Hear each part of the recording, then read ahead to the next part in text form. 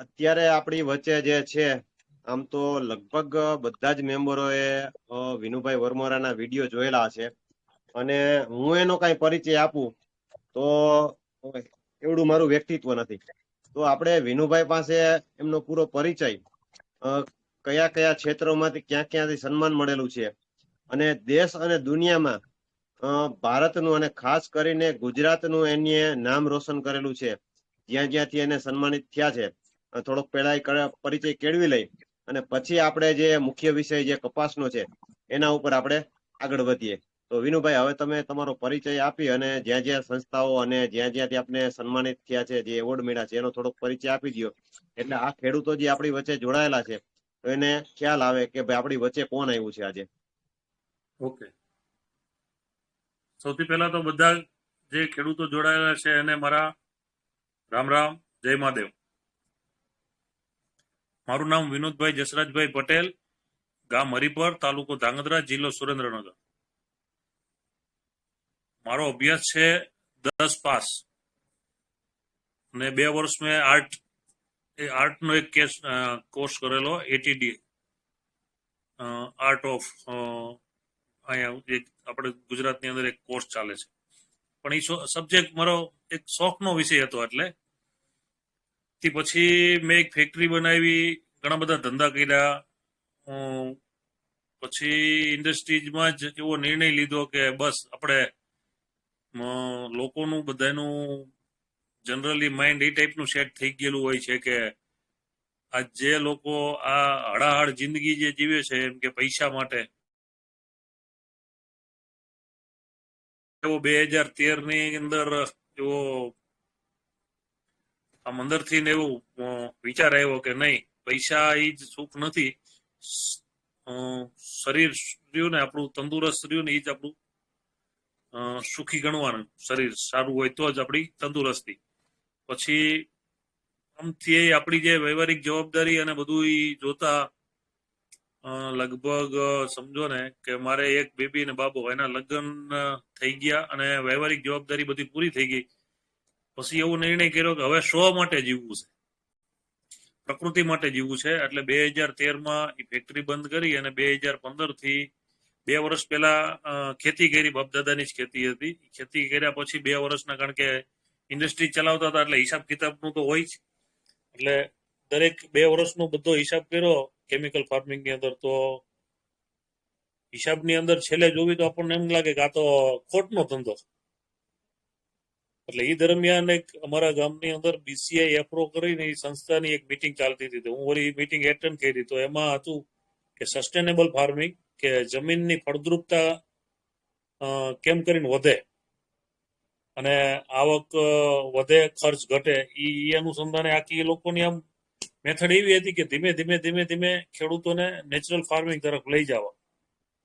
એટલે આપણે તો એવું જોતું હતું. એટલે મેં અહીંયા જ કહી દીધું કે આજથી આપણે કેમિકલ ફર્ટિલાઇઝર બંધ કરી દેવા. એટલે આપણને હજુ તો પ્રાકૃતિક કૃષિ શું છે એ ખબર નહોતી.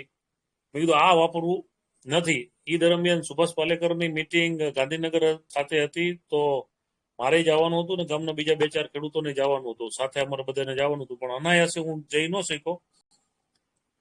તો એ જે ખેડૂતો ગયા હતા ને, મેં એને એમ કીધું, મેં કીધું અહીંયા ક્યાંક પુસ્તક કે કંઈ પડ્યું હોય ને તો લેતા આવજો મારા માટે. પછી પુસ્તક જોઈ અને જીવામૃત ને બધું ચાલુ કર્યું.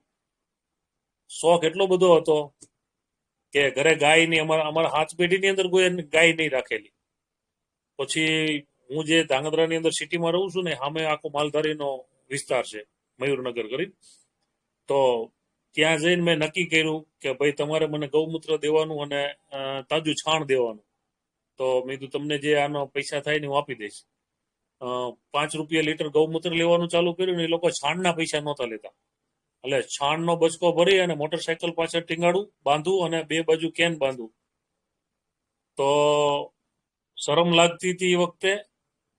અને ગામ લોકો કે આ એક ફેક્ટરીનો માલિક અને પાછળ આ ડબલા અને છાણ બાંધીને આનું કંઈક મગજ અપસેટ થઈ ગયું લાગે. પછી લોકોના ડરથી સવારમાં વહેલો ઉઠીને ભાગી જવું, કોઈ ભારે નહીં ને. વિનુભાઈ જય ગૌ માતા. હવે તો આપણે ગાંડાની વણજાર છે એટલે હવે બીતા નહીં કે જાડેજા. એટલે છાનો માનો વાડીએ પહોંચી જવું. પછી આમ 10 કિલો વાડીએ ત્રાજવા રાખેલા, 10 કિલો કમ્પ્લેટ ને આટલું વધારે છાણ હોય ને તો કાઢી લઉં, રાઈટ આમ ગૌમૂત્ર, અને પછી ઓલા પીપળામાં નીચે કોક લગાવેલા ને હાવ તળિયે લગાવી દીધેલા, નીકળે નહીં ને બધું રબડું નીકળે છાણનું. હું અહીંયા એક નાનકડું એવું હાથીકડું લઈને બેઠો હોય કચરો કાઢવા માટે, ને ઓલો પાણી વાળતો હોય. ગજબની પ્રેક્ટિસ કરેલી એ વખતે, પણ શોખ જ એવો હતો ને, તો એમને વારંવાર આપ્યું અને પરિણામ આવ્યું. એટલે મેં કીધું આમાં પરિણામ તો છે જ, હાલો. પછી 2 વર્ષ એમને બધું હાર્યું ઓલા ઉપર, ને પછી ગાય લેવાનો નિર્ણય કર્યો. પછી હું એક સારી એવી ગાય લઈ આવ્યો. પછી આપણે આ દાસ્તાન ફાર્મ ખાતે સુભાષ પાલેકરની મીટિંગ, પછી તો આટલો રસ જાગે, પછી તો જવું જ પડે. પછી 7 દિવસ સુધી કન્ટિન્યુ અહીંયા પાલેકર સાહેબે જે કીધું ને આખી નોટ મેં ટોપ ટુ બોટમ સૌથી પહેલા બેસી જાઉં. સાયન્સ સિટી અહીંયા રહેતો તો, અહીંયાથી દાસ્તાન ફાર્મ સૌ બધા ખેડૂતો હવે આગલી લાઈનમાં હું બેઠો હોય, એટલો શોખ. અને એ બધું કર્યા પછી આચ્છાદન શું છે એ તો ત્યારે ખબર પડી, 3 વર્ષ પછી. એટલે કે આચ્છાદનના પરિણામ શું, એ બધું કર્યા પછી આજે એટલું બધું સક્સેસફુલ મારી ખેતીની અંદર શું, એ વખતના મારા રિપોર્ટ પણ છે જમીનના. આપણે એગ્રોનોમિસ્ટ પ્રદીપ કાલરિયા છે અત્યારે રાજકોટ ધોરાજી ગોંડલ માર્કેટિંગ યાર્ડની અંદર, એમની પાસે મેં બધા રિપોર્ટિંગ કરાવેલા. ત્યારે મારી જમીનનો ઓર્ગેનિક કાર્બન 0.3% હતો. ત્યારે મને એમને કીધું હતું, મને કે આ તો જમીન બંજર છે. એટલે મેં કીધું આમાં મને કે આ બધી ટ્રીટમેન્ટ કરવી પડે કેમિકલ. મેં કીધું એ તો કરવાનું જ નથી, આ કેમિકલના હિસાબે તો રામાયણ થઈ છે. એટલે હવે નવો રસ્તો આજ અપનાવવાનો હોય. એટલે પછી એમને ચાલુ કર્યું, ને પહેલા જ વર્ષે મારે પ્રદીપભાઈને મેં, અને મારા મિત્ર હતા ખાસ, મેં કીધું મારે આ ચાલુ કરવાનું હોય ને, ઉત્પાદન ઘટે નહીં ને એવો રસ્તો તમારા મતે શું? મને કે અને તમારે મને કે પાક કયો વાવવાનો? મેં કીધું અમારે જનરલી કપાસ. તો મને કે એક રસ્તો કરો, તમે આઈડેન્ટિટીની અંદર કપાસ વાવી દો. મેં કીધું આઈડેન્ટિટી એટલે મને કે નજીક નજીક વાવવાનો અને છોડ સંખ્યા વધારે દેવાની. એટલે એ મગજમાં આવી ગયું. મેં કીધું છોડ સંખ્યા વધે ને ભલે એક જ કપાસના છોડની અંદર ઓલામાં 100 ગીંડવા આવતા હોય કે 80 આવતા હોય, તો મને કે આ છોડ સંખ્યા 3 ગણી થઈ જશે, તો એક ગીંડવાની અંદર, એક છોડની અંદર 25-30 ગીંડવા લેશે તો એના કરતા ઉત્પાદન વધી જશે. એટલે મેં તો આખામાં ટ્રાય કરી. એટલે પહેલા જ વર્ષે મને ગામ કરતા ઉત્પાદન સારું આવ્યું, બરોબર. એટલે પછી એમાં ઘણા બધા ડિસ્ટન્સ મારી રીતે હું 3-4 વર્ષ સુધી સેટ કરતો ગયો. પેલા 2 ફૂટની ગાડીએ વાવ્યો 24 ઇંચે, પછી વાવ્યો 36, પછી 45, ને એમ કરતા કરતા બધું છેલ્લે સ્ટાન્ડર્ડ આવ્યું 36 નું માપ આવ્યું, ને એમાં પરફેક્ટ ઉતારો ની બધું આવ્યું. તો આ વાત હું જે સંસ્થા હારે જોડાયેલો હતો ને, તો એ લોકોએ જોયું કે આઈડેન્ટિટીની અંદર કોઈ પણ જાતના રસાયણ વગર, અને ત્યારે રેજ બેડ ઉપર કપાસનું વાવેતર કરતો, પેલા બેડ બનાવી દેતો. તો એ લોકો મારા ફાર્મ ઉપર આવી અને આખું આયોજન કર્યું. પછી એ લોકોને એક જીરાનો પ્રોગ્રામ આવેલો, તો એના અંતર્ગત મને કે તમારે એક જીરાનું એક પ્લોટ બનાવવાનો ડેમોન્સ્ટ્રેશન માટે. મેં કીધું ડેમોન્સ્ટ્રેશનમાં મને થોડામાં રસ નથી. કીધું 9 વીઘાનું વાવવાનું એક પ્લોટ છે આખું. મને કે કઈ વાંધો નહીં, નવું છે, પણ મેં કીધું મારી રીતે હું વાવું. આપણે આમ ત્યારે તો નવો ખેડૂત, એટલે આપણે બધા ખેતરને અહીંયા જઈને તો આપણે જોયું કે એની જે જીરાનો પ્લોટ હોય, તો એના જે ધોરિયા પારિયા ઉપર જે છોડ હોય ને, એવો છોડ આખા ક્યારામાં ક્યાંય ન દેખાય. એટલે આ કીધું કંઈક અહીંયા સાયન્સ કામ કરે પ્રકૃતિનું. કારણ કે ખાતર આપ્યું હોય કે બી આપ્યું હોય કે પાણી આપ્યું, આખા ખેતરમાં બધી સેમ જ આપ્યું હોય, પણ આ પાળા ઉપર જે છોડ છે ને એ કેમ કરતા સારો છે. પછી મેં કીધું આપણે એને એક કામ કરી, બધું જીરું પાળા ઉપર જ વાવી. એટલે આખું એવું જાતે આખો દંતાર બનાવ્યો ખેતર ઉપર જ, કે વચ્ચે 9 લાઈન થતી જાય અને માથે જીરું પડતું જાય. તો એ જીરું એટલું બધું સક્સેસ ગયું ને, તો એ સંસ્થા વાળાએ ત્યાં 3 દિવસનો સેમિનાર રાખ્યો હતો. તો રોજ 1000 માણસ, એવી રીતે 3 દિવસની અંદર 3000 માણસો એ જીરાનો પ્લોટ જોયો, તંદુરસ્ત જીરું, અને આ ગાય આધારિત જીવામૃત વાળું આખું. તો એ વખતે મને આપણે જિલ્લા ખેતીવાડી અધિકારી વાદી સાહેબ હતા ત્યારે, એ બધા આવી ફાર્મ ઉપર આવી અને બધું સર્વે કર્યું, કેવીકેમાંથી ને આવ્યા હતા. પછી મને એ વખતે પહેલા જ વર્ષે 2016-17 નો મને તાલુકા કક્ષાનો એવોર્ડ મળ્યો આત્માવાળાનો. એમ કરતા અત્યારે ટોટલ લગભગ 16 ને 1 17 એવોર્ડ મળ્યા છે રાજ્ય કક્ષાનો, જિલ્લા કક્ષાનોથી માંડી બધા જ, અને છેલ્લે અત્યારે મિલેટ ઓફ યર્સનો જે 2023નો રજત જયંતિ એવોર્ડ જુનાગઢ કૃષિ યુનિવર્સિટીમાં ફાઇનલ થઈ ગયો છે, આપ્યો નથી. એ લોકોએ લેટર મને મોકલી દીધો હોય, હવે પછીના ફંક્શનમાં બોલાવશે.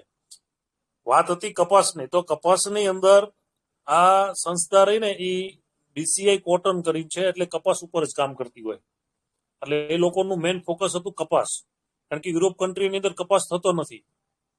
અને આ આડેધડ કેમિકલ ફર્ટિલાઇઝર વાપરી અને એ લોકોને આ બીટી કપાસના હિસાબે એવો ડર છે કે જો અત્યારે વિશ્વના દેશો જે કપાસ પકવે છે એ કપાસની જે પદ્ધતિ રહી ને ખેતી કરવાની, જો પદ્ધતિની અંદર ફેરફાર નહીં કરીને તો 2030 સુધીમાં આપણી કંઈક પરિસ્થિતિ ખરાબ હશે. આવનારી પેઢીને કપડું પહેરવું હશે ને તો પરિસ્થિતિ એટલી બધી વિકટ બનશે, તો એનો કપાસની પદ્ધતિની અંદર ફેરફાર કરવો એમ. તો આ સંસ્થા જે સંસ્થા સાથે હું જોડાયેલો હતો ને, તો એ લોકોએ મારી જે આપણી આ ગાય આધારિત પ્રાકૃતિક કૃષિની જે આખી સ્ટોરી હતી ને ત્યાં સ્વિટ્ઝરલેન્ડ ખાતે મોકલેલી.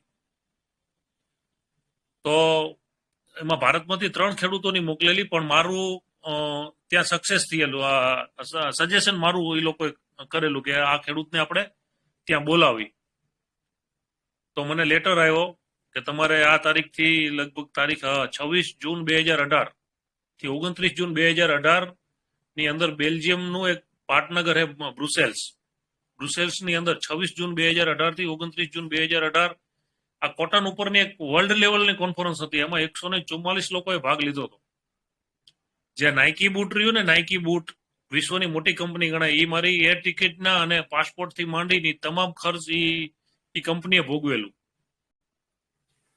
જ્યારે અહીંયા નામ સિલેક્શન થયું ને તો એક યુકેની લંડનની એક કંપનીને એ લોકોએ મારી એક ડોક્યુમેન્ટરી બનાવવા માટેની આખી ટેન્ડર આપેલું. તો એ લોકો બધા મારા ફાર્મ ઉપર 3 દિવસ રોકાણા, મારી બધી એને આખી સ્ટોરી બનાવી અને પછી એ લોકોએ એની સાઈડ ઉપર મૂકેલી. જ્યારે જવાનું થયું તો મેં કીધું મને આ પાસપોર્ટની કંઈ ખબર પડતી નથી. પછી એ લોકોએ બધી વ્યવસ્થા કરી દીધી. કીધું મેં કોઈ દિવસ પ્લેન જોયું નથી, એરપોર્ટ શું છે. ઘરના તો બધા ના પડતા હતા. મને કે અહીંયા તને ભલામણા કે હરખું હિન્દી બોલતા આવડતું નથી અને અહીંયા અંગ્રેજી ડચ, મને કે તું ગોટાળે ચડી જઈશ. એટલે વળી પાછી મેં તો શરૂઆતમાં પછી નાય પડી એક વખત, પણ સાહેબ મને કે એવું નથી વિનુભાઈ, આ બધી જ વ્યવસ્થા કરી, તમે ચિંતા ન કરો. મને કે મુંબઈથી તમારી જોડે એક માણસની વ્યવસ્થા કરેલી છે, જેપી ત્રિપાઠી કરી, પણ એ તમને અહીંયા કે મળી જશે. મેં કીધું મુંબઈ જ નથી જોયેલું, તમે મુંબઈની ક્યાં વાત કરો. તો મને કે હું મુંબઈ તમને એરપોર્ટ સુધી મૂકી જાઉં. મેં તમે મૂકી અને એ માણા હારે મને ભેગો કરી દો તો સાચું, તો આવું છે કીધું આપણે, તો જાશું કીધું. પછી સાહેબ મને વિષ્ણુભાઈ પટેલ કરીને હતા, ત્યાં મુંબઈ આવી અને એ બહાર એરપોર્ટની બહાર જેપી ત્રિપાઠી હારે મિલાવી દીધા. અને અમે બે ત્યાંથી બાય પ્લેન, લગભગ સાંજનું પ્લેન ઉપડ્યું હતું, સવારે અહીંયા નોન સ્ટોપ 12 કલાક ત્યાં ઉતર્યા ને એ બધું એને જે કંઈ કરવાનું હતું બધું કરતા હતા. ને મને તો અહીંયા ગયા એટલે મર્સિડીઝ ગાડીની અંદર હોટલે લઈ ગયા. ને હવે એ લોકોને મેં કોઈ દી જોયેલા નહીં, પણ કીધું આ બધા મને હેલો હાલો કરે છે. મેં કીધું કેવી રીતે ઓળખતા હશે. પછી એને મને મારી બધી જે ફિલ્મ બનાવી હતી ને બધા ફોટોગ્રાફ્સ નહીં, કારણ કે એને એની વેબસાઇટ ઉપર મૂકી દીધું એટલે એને ખબર પડી જાય કે ઇન્ડિયામાંથી આ ખેડૂત આવવાનો હતો. પછી મને એ બધા મારા લિટરેચર ને એ લોકોએ આપ્યું. પછી આગળ એમને મિટિંગ આવેલી 3 દિવસ ને 27 તારીખે મારું પ્રેઝન્ટેશન હતું. એક મારી સાથે એક બીજા અમેરિકાના એક ખેડૂત હતા, જેફ વિન્સલો કરી, એ કપાસની ખેતી 750 એકરમાં કરતા, એક પણ લેબર વગર. એની 5મી પેઢી હતી, એટલે એના અગાઉ 4 પેઢીઓ તો કપાસની ખેતી કરી નાખેલી, અને આ 5મી પેઢી મારી સાથે જે હતા એક પણ લેબર નહીં, 750 એકર. હવે એની પાસે ટેકનોલોજી હતી, એની પાસે મશીનરી હતી અને બધી જ વ્યવસ્થા સાથે ભાઈ ત્યાં હતા. પાકિસ્તાનમાંથી એક અલમસ પરવીન કરીને એક લેડીઝની પસંદગી હતી, પણ એ કોઈ કારણસર હાજર નહોતા રહી શક્યા. અમારા બંનેનું પ્રેઝન્ટેશન હતું. આ 5 દિવસની અંદર ટોટલ 38 લોકોએ સ્પીચ આપવાની હતી. એમાં દરેક કન્ટ્રીના એગ્રીકલ્ચર સાયન્ટિસ્ટો હતા, કોટન ઉપર કામ કરવા વાળા ઘણા બધા સાયન્ટિસ્ટો હતા. હવે એ ડચ અને અંગ્રેજી ભાષામાં બોલતા હતા, આપણને કઈ ખબર પડતી નહોતી. એટલે 27 તારીખે મને કે તમારે અહીંયા આજ હોલ નહીં છોડતા, તમારા કોન્ફરન્સમાં જ રહેવાનું, નહીતર હું તો અહીંયા હોટલમાં આગળ પાછળ ફરતો હોય. મને કે આજ તો તમારે અહીં જ રહેવાનું. મેં કઈ વાંધો નહીં. એ 38 લોકોએ સ્પીચ આપીને ત્યાં સુધી એ લોકોને ક્યાંય બેસવા માટે ખુરશી નહોતી, ઉભા સ્પીચ આપી. પછી લંચ પડ્યા પછી ચા પાણીની ટી રજા રિસેસ પડ્યા પછી જયારે ફરી નેક્સ્ટ ચાલુ થઈ મીટિંગ, તો ઉપર સોફા બોફા લગાવેલા અને બધું, ને અમારું મોટું બેનર ઓલા પાછળ પ્રોજેક્ટર ઉપર મારું નામ, ઓલા ખેડૂત અમેરિકા વાળાનું નામ ને બધું આવ્યું. મેં કીધું એટલે આ તો જમાવટ છે કીધું આપણા માટે. અમે અમારી જિંદગીની અંદર સોફા નહીં જોયો ને એવા સોફા ઉપર અમને બેડા. તેથી એવો અહેસાસ થયો અંદરથી કે અહીંયા ખેડૂતની કિંમત શું છે ને તે દિવસે ખબર પડી. કેમ કે અમારા આગળ તો કેટલાય દુનિયાભરના સાયન્ટિસ્ટો હતા, એને ક્યાંય બેસીને લેક્ચર નહોતું આપ્યું. પછી આખી મેં આપણી આ ગાય આધારિત ખેતીની વાત કરી, જીવામૃત છે, ઘન જીવામૃત છે. એમાં પછી કલાક પછી પાછું પ્રશ્નોત્તરી આવી કે જે કઈ મેં હું હિન્દીમાં બોલતો હતો, એ જે તેરપી ત્રિપાઠી છે ને એ અંગ્રેજીમાં ડચમાં ટ્રાન્સલેટ કરતા હતા નીચે.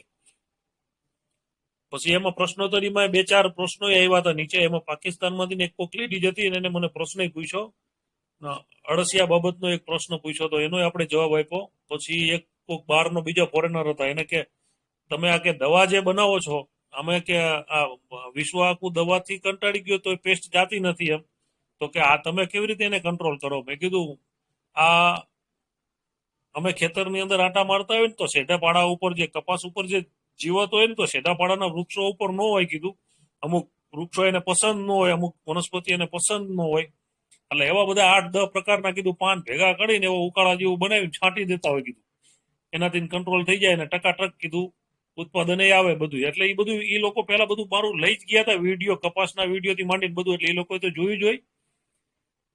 પછી એ લોકોએ અમારી પછી એક રાઉન્ડ ટેબલ ઉપર ડિસ્કશન થઈ બધાની, એ લોકોની, હું હતો એમાં. એ બધું પૈતા પછી એ લોકોએ ડિક્લેર કર્યું કે વિશ્વને 2030 સુધીની અંદર સ્ટાન્ડર્ડ કપાસ જોઈતો હોય ને તો કે ઇન્ડિયન ફાર્મર જે ઇન્ડિયામાંથી જે વિનુભાઈ પટેલ જે એની કપાસની જે ગાય આધારિત ખેતીની જે વાત લઈને આવ્યા છે ને, એ જ વિશ્વને 2030 સુધીની અંદર સ્ટાન્ડર્ડ કપાસ આપી શકશે. કારણ કે નારાયણભાઈ અત્યારે એ લોકોને ત્યારે શું પ્રોબ્લેમ હતો, અત્યારે એ પ્રોબ્લેમ એ લોકોને ચામડી એટલી બધી સુવાળી છે ને તો એ લોકોને ચામડીના રોગ થવાના ચાલુ થઈ ગયા છે. તમે જોજો એ લોકો કપડા એકદમ ટૂંકા પહેરશે કે આખું શરીર નો ઢંકાય, એના હિસાબે ટૂંકા પહેરે છે રોગના હિસાબે ચામડીના. તો ત્યારે તો મને એવું સાચું નહોતું લાગતું, કીધું આવું નહીં હોય. પણ છેલ્લા 2 વર્ષથી હું જોઉં છું કે અમારા વિસ્તારની અંદર જે બીટી કપાસ ને બધા પકવે છે કેમિકલ વાળા, તો એના ગોડાઉનની અંદર જયારે મજૂર કપાસ ભરવા આપણે વેપારી સોદો કર્યા પછી મજૂર આવે ને તો એ મજૂરને ખંજવાળ આવે. તો જે વેપારી આવે ને તો એ વેપારી એ ગોડાઉનમાં મજૂર દાખલ થયા પહેલાથી બધાને ગોળીઓ દવા આપે, પછી અત્યારે અમારે ટ્રક ભરાય છે. તો ત્યારે આ ખબર પડી કે આ લોકો કેટલું એડવાન્સ 2018 ની અંદર એને ખબર પડી ગઈ કે આ કપાસના હિસાબે ચામડીના રોગ થશે. તો હવે એ તો આપણે થઈ ગયું ચાલુ ગુજરાતમાં. તો હવે મારા ફાર્મ ઉપર જેટલા ખેડૂતો આવે ને કપાસ પકવતા, એ બધાને કહું છું કે તમે ગાય આધારિત ખેતી તરફ પાછા વળો. અને મારો કપાસ ગયા વર્ષનો, આ વર્ષે મેં વાવ્યો નથી, મારા ગોડાઉનમાં પડ્યું હતું ને તો મેં વેપાર કર્યો ને તો એ ગાડી મજૂર આવ્યા ને, એ વાત પૂરી કરી દઉં, તો ઓલા ટીકડીયું ખાતા તો મેં કીધું અહીં ટીકડીયું ખાવાની તમારી જરૂર નહીં પડે. મને કે કેમ? મેં કીધું અહીંયા 8 વર્ષથી કોઈ દિવસ કેમિકલ ફર્ટિલાઇઝર વપરાવાનું નથી, તમે જાઓ એમને. મને કે ન હોય. તમે શર્ટ કાઢીને અંદર ઉગાડા શરીરે ફરો જાઓ, ખંજવાળ નહીં આવે. અને મેં ભરાવડાયું, અને કારણ કે આપણે આપણી વસ્તુનો ટેસ્ટ કરી તો આપણને ખ્યાલ આવે ને, કોઈ પ્રોબ્લેમ નથી, આખી ગાડી ભરાઈ જાય. બરોબર. તો અત્યારે દરેક ખેડૂતોને હું એક જ સલાહ આપું, મેં કીધું જો 2 વર્ષની અંદર ગોડાઉનમાં પડેલા કપાસની અંદર જો ખંજવાળ આવતી હોય તો કાલ સવારે તમે કપાસની અંદર કામ કરતા હશો, પાણી વાળતા હશો, કપાસ વીણતા હશો, તો આવનારા 2-4 વર્ષની અંદર તમારી શું પરિસ્થિતિ થશે? ઓલા લોકો તો એટલા સોફ્ટ છે એને થશે, પણ આપણને થવાનો આ પ્રોબ્લેમ, એને 5 વર્ષ આપણા કરતા વહેલું થશે. એટલે ખાસ કરીને કપાસ ઉપર તો પાછું વળવું પડશે. આ રાસાયણિક ખેતીના હિસાબે ધરતીનું ભૂજળ ખરાબ કરી નાખ્યું, ધરતી ખરાબ કરી નાખી, એના હિસાબે આકાશ ખરાબ થઈ ગયું, ગ્લોબલ વોર્મિંગ વધ્યું. અત્યારનો જે ગ્લોબલ વોર્મિંગનો જે હિસ્સો છે ને એની અંદર 24% હિસ્સો તો રાસાયણિક ખેતીનો છે. કારણ કે યુરિયા જમીનની અંદર નાખે તો છોડને નથી ખબર પડતી કે મારા માલિકે 3 થેલી યુરિયા નાખ્યું તો મારે 3 લઈ લેવાનું. એને જેટલું જોતું હશે ને એટલું જ લેશે, બાકીનું યુરિયા જમીનની અંદર નીચે લીચિંગ થશે, એ ભૂજળ આપણા જે ભૂતળના જે પાણી રહ્યા ને એની આડે ભળશે, થોડું ઘણું છોડને જોતું હશે એ છોડ લેશે ને બાકીનું હવામાં નાઇટ્રેટ ઓક્સાઇડના સ્વરૂપે ગ્લોબલ આ કાર્બન ડાયોક્સાઇડના કરતા 210 ગણું વધારે ડેન્જર છે, એ હવામાં ભળી અને કાર્બન ડાયોક્સાઇડ વધારે છે.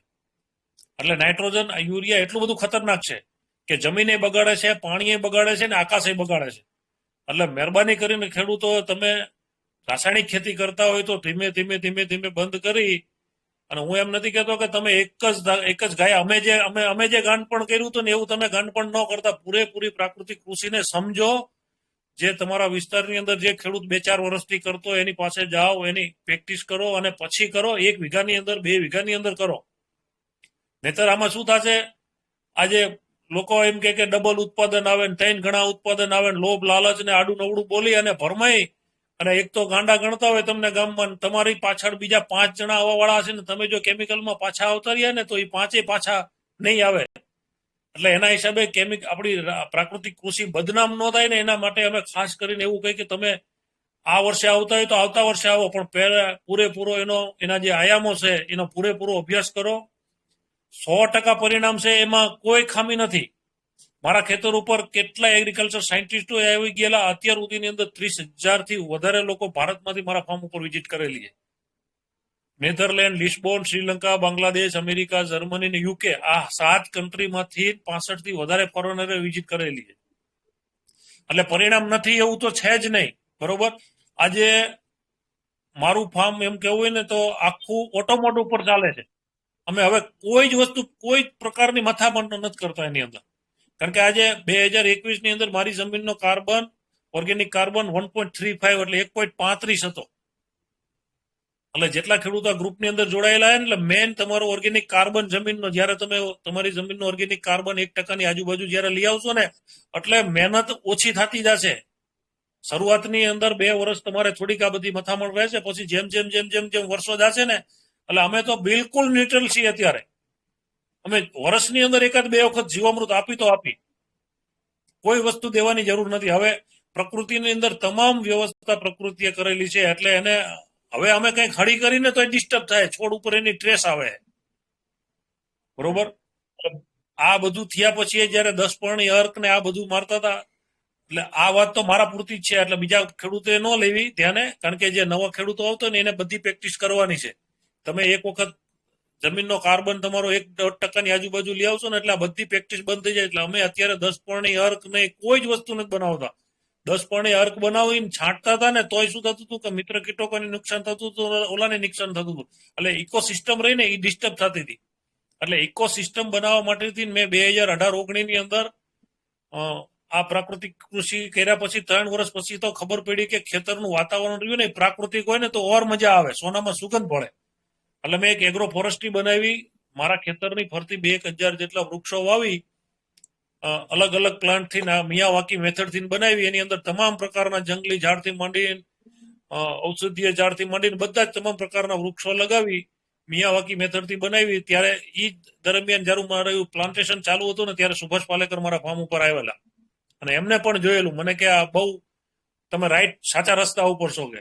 મેં કીધું નેચરલ ફાર્મિંગ ની અંદર પેલા ખેતરનું વાતાવરણ નેચરલ હોવું જોઈએ. જયારે ઈ તમે કરશો ને એટલે ઓટોમેટિક તમારું 50% કામ તો એ પૂરું કરી નાખશે, કારણ કે તમામ પ્રકારના કીટકો તમારા ખેતર ઉપર આવતા થશે, મધમાખી આવતી થશે, પતંગિયાથી માંડી ઘણા બધા પુષ્કળ પ્રમાણમાં. ત્યાં અત્યારે મારા ફાર્મ ઉપર ઓછામાં ઓછી 4 થી 5 જાતની ચકલીઓ, નાની ચકલી, મોટી ચકલી, કાળી ચકલી, સફેદ ચકલી થી માંડીને કેટલું બધું. એટલે આ બધું જ લાવવા માટે એને ખબર પડે કે મારે આ ખેતરમાં રહેવાય ને આ ખેતરમાં ન રહેવાય. એટલે એના માટે મેં શું કર્યું હતું, વૃક્ષો વાવ્યા પહેલા તારાચંદ બેલજી પણ મારા ફાર્મ ઉપર 2 વખત આવી ગયેલા, TCBT જે અત્યારે ચાલે છે. તો એમને મને એક વૃક્ષાયુર્વેદની એક બુક આપેલી. અમુક એમના જે મેન પત્તા હતા ને, મને કે આટલા તમે અભ્યાસ કરજો. તો એની અંદર વૃક્ષાયુર્વેદની અંદર ઉલ્લેખ કર્યો હતો ને એ દિશાની અંદર આપણે વૃક્ષો વાવ્યા. પછી મેં મારી રીતે થોડુંક ઈ અંદર ચેન્જિંગ કર્યું. મેં કીધું 60% વૃક્ષો રહ્યા ને મારા લોકલ લઈ, મારા એરિયામાં જે 50-60-100 કિલોમીટરમાં જે થતા હોય ને એ લીધા. પછી મેં કીધું જો બધા 100% લઈશ ને તો પક્ષીઓ માટે અહીં કંઈક નવીન નહીં લાગે, એને નવીનતા નહીં લાગે. એને નવીનતા લાવવા માટે મારે કીધું શું કરવું, એટલે 100 20% વૃક્ષો મેં કચ્છ બાજુથી લઈ આવ્યો ને 20% વૃક્ષો હું જુનાગઢ થી લઈ આવ્યો અને 60% મારું. એટલે આ બધું કોમ્બિનેશન કર્યું ને એટલે મારા વિસ્તારની અંદર જે પશુ પંખીઓ જે ફરતા હશે ને ઉઠતા હશે ને, જે મિત્ર કીટકો હોય કે શત્રુ કીટકો જે કઈ હોય, એના માટે 20% વૃક્ષો જુનાગઢના અને 20% કચ્છના, એના માટે કંઈક ડિફરન્ટ હશે. એટલે એ ફરતા ફરતા ઉપર આકાશમાંથી જતા હશે, ક્યાંક એને એમ થશે કે નહીં અહીંયા કંઈક રહેવા જેવું છે ને અહીંયા કંઈક મજા આવે એવું છે. એટલે આ બધું કોમ્બિનેશન કર્યું ને એમાં અમુક વૃક્ષો થયા છે, નથી થયા બહારના લાવ્યો હતી. એટલે અહીંયા મારા એન્વાયરમેન્ટની અંદર જે સપોર્ટ કરતો હતી બધા થઈ ગયા. તો એના હિસાબે આખું એક ઇકોસિસ્ટમ ઉભી થઈ જાય ને, તો અમારે હવે નાનો એવો કઈ રોગચાળો કે કઈ વાત જ નથી આવતી. કોઈ આવે તો એની મેળા મેન્ટેન થઈ જતું, અમે ધ્યાન નથી આપતા. છેલ્લા 3 વર્ષથી કોઈ પાંદડાની દવા નહીં, કોઈ ઉકાળા નહીં, કોઈ વસ્તુ છાંટવાની નહીં, ખાલી બિયારણને બીજામૃતનો પટ આપીને વાવી દેવાનું અને એકાદી વખત જરૂર પડે. અને ચોમાસામાં તો કોઈ પ્રકારનું હવે અમે આપતા જ નથી, કારણ કે નેચરલી વાતાવરણ જ ચોમાસાની અંદર હોય. અત્યારે તમામ પ્રકારના બેક્ટેરિયા કે ફંગસ કે ફૂગને ફેવરેબલ કન્ડિશન અત્યારે હોય ઉનાળાની અંદર, કારણ કે અમારો પિયત વાળો વિસ્તાર, અમને 365 દિવસ પાણી પુષ્કળ છે અમારે, બરોબર. અમે સિઝનના 3 પાક લઈએ. અમે કપાસ કાઢી શિયાળાની, અમારા દિવાળીની આજુબાજુ કપાસ નીકળી જાય, 5મા મહિનાની મે 15ની આજુબાજુ કપાસનું વાવેતર થઈ જતું હોય, તો ધાણા વવાય, જીરું વવાય, વરિયાળી વવાય, બધા વાવી અને ઉનાળે પાછા અમે તલ કરી નાખી. અમારે નર્મદાનો લાભ એટલો બધો મળેલો ને અમારા પૂતળની અંદર પાણી એવડું પુષ્કળ પાણી, અમારી ધરતી રહે ને પથ્થરની જમીન છે, એટલે પાણી અમારે 150 ફૂટે 20ની 25ની મોટર તમારે ગમે તેટલું જોઈએ ને પાણી ખૂટે જ નહીં. કદાચ ગુજરાતની અંદર 3 દુષ્કાળ પડે તો અમારે પાણી યારે કોઈ તકલીફ જ નહીં, એટલું પાણી છે અમારા ભગવાનની દયાથી. એટલે આટલા બધા પાકના ઉત્પાદન લેવાથી ને અમારી જમીનને આટલી અમે ફળદ્રુપ કરી છે, એ ઓનલી ને ઓનલી ગાય આધારિત. કારણ કે ગાય સિવાય શક્ય જ નથી. અમે જોઈ લીધું બહારથી મળતા, મેં તો 2 વર્ષ બહારથી મળતા ઓર્ગેનિક ફર્ટિલાઇઝર લઈ આવ્યો ને આ લઈ આવ્યો ને ઓલા કલ્ચરના ડબલા યુનિવર્સિટીના પીએસબી કલ્ચર ને ફલાણું ઢેકણું. મેં કીધું હવે કોઈ જરૂર નથી એવી. કોઈ કેટલી કંપનીઓ વાળા મારા ખેતરે આવે કે અમે તમે આ ડેમો કરો. ભાઈ તું તારે ડેમો કરવો તો તું કર, કોઈ પરિણામ નહીં આવે. કારણ કે મારી જમીન જ એટલી મજબૂત થઈ ગઈ. તમારે કદાચ ડેમો કરવો હોય ને તો કેમિકલ વાળી જે જમીન હાવ બંજર બની ગઈ છે ને અહીંયા પરિણામ આવશે. અને એવા અખાતરાય કરેલા, કોઈ પરિણામ, કોઈ રિઝલ્ટ ન આવ્યું. કોઈ ટાઇકોડરમાં વીડી થઈ જાય, ફલાણું ઢેકણું. મેં તું કોઈ પરિણામ નહીં આવે, એને બોલાવું તું કે અહીંયા તો તારા માણસો પાસે તું ડેમો કર, બરોબર. આ આપણી જમીનની તાકાત પાછી આવી છે. તો એ આવવા પાછળનું કારણ ઓનલી ફોર ગાય માતા, બરોબર. જે કપાસ વાવતા ખેડૂતો છે, કપાસ એને વાવેતર કઈ રીતે કરવું અને કપાસ વાવેતર કરવાનું ચાલુ કરી અને પ્રાકૃતિક રીતે ચાલો અત્યારે કરે નથી કરતા એ બધી પછીની વાત છે, બરોબર. પણ જે અત્યારે છે કરે છે અને અત્યારે જે એને ચૂસિયા પ્રકારની જીવાત આવતી હોય કે કોઈ પણ પ્રકારની ઈયળ આવતી હોય, તો જે તમારા આગલા અનુભવ છે એના ઉપરથી તમે થોડુંક ધ્યાન દોરો કે ભાઈ આ રીતની વસ્તુ તમે કરો, કેમિકલ ઓછું નાખો. 2 રાઉન્ડ, 1 રાઉન્ડ આનો મારો કે 2 રાઉન્ડ આના મારો ને એકાદો રાઉન્ડ બહુ જરૂર પડે તો તમે ઓલી બાજુ જાઓ. જે કેમ કે આ પ્રાકૃતિક આમાં કરે છે તો વીઘા જાજા વીઘા વાળા છે. અને વિનુભાઈ ને છે અહીંયા 10 ગુઠાનો વીઘો છે ને તમારે? નહીં, 16 ગુઠાનો વીઘો મારે. હા, ઓકે. મને એમ કે 10 વીઘાનો છે. એટલે કેમ કે ઘણી વખત આપણે ઘણી જગ્યાએ નાના મોટા ગુઠા છે. એટલે કહેવાનો મતલબ એ છે કે કોઈ 25 વીઘા 30 વીઘાનો ખેડૂત હોય તો આમાં પ્રાકૃતિક 10 વીઘા જ કરે છે. અડધી જમીન છે એની તો ઓમાં છે, બરોબર.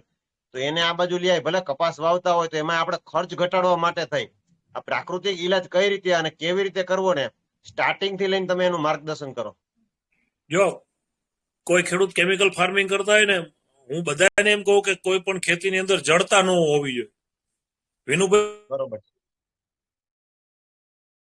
છે મારી અહીંની ગરમી, મારું ટેમ્પરેચર, મારે બાજુમાં જ રણ છે, બરોબર. તો એ મારું અહીંનું પાણી, મારી જમીન, મારું હવામાન, તમારું નાનભાઈનું કંઈક અલગ હશે અહીંયાનું. એટલે તમારી લોકલ પરિસ્થિતિને ધ્યાને રાખીને તમારે કરવાનું છે. હું તો કોઈ ખેડૂતને એમ નથી કહેતો આ તો આટલા 9 વર્ષના અનુભવ પાછળ કે તમે જીવામૃત બીજામૃત ઉપર જ આખી ખેતી કરો, એમ નથી કહેતો. જે ખેડૂત કેમિકલ ફર્ટિલાઇઝર વાપરતો હોય ને હું એને એમ કહું તમે તમામ તમને અનુકૂળ આવે ને એવી પ્રેક્ટિસ કરો. તો ડોક્ટર કિશનચંદ્ર સાહેબના જે OWDC ના જે બેક્ટેરિયા છે, વેસ્ટ ડિકમ્પોઝર, કારણ કે વધારે પડતા કેમિકલ અને ફર્ટિલાઇઝર વાપરીને આપણી જમીન રહીને ગંઠાઈ ગયેલી છે. તો એ તમે એકરની અંદર 1000 લીટર એક ઝાટકે પીવડાવી દો. તમે ડીએપી વાપરો એ 50% કરી નાખો, યુરિયા 50% કરી નાખો. 1 એકરની અંદર ડોક્ટર કિશનચંદ્ર સાહેબના જે ડીકમ્પોઝરના બેક્ટેરિયા છે એ પાઈ દો. તમને 21 દિવસની અંદર તમારી જમીનની અંદર ફરક દેખાશે. બરોબર? એટલે ઈ છે. પછી અત્યારે સાહેબે બીજું કવચ કરીને કાઢ્યું છે. તમે એના સ્પ્રે મારો, રોગ આવ્યા પહેલા સ્પ્રે મારો તો 70% રોગ જ નહીં આવે. એ મલ્ટીપ્લાય થાય, ખાલી 5 વર્ષ સુધી મલ્ટીપ્લાય થાય. ખેડૂતને ઝીરો બજેટ, એમ ઝીરો બજેટ, કોઈ પાસે ગાય ન હોય, તમે આ કરી શકો છો. અને ત્રીજા નંબરની અંદર હમણાં મારો પોતાનો અનુભવ, એમને એક ગાડા ગૌમૂત્ર કરીને એક પ્રોડક્ટ બનાવેલી છે, ગાડા ગૌમૂત્ર. ખાસ તો કરીને બધા મિત્રો પેન ને કાગળ લઈને જે અત્યારે જે કહેવામાં આવે છે નોટ કરજો.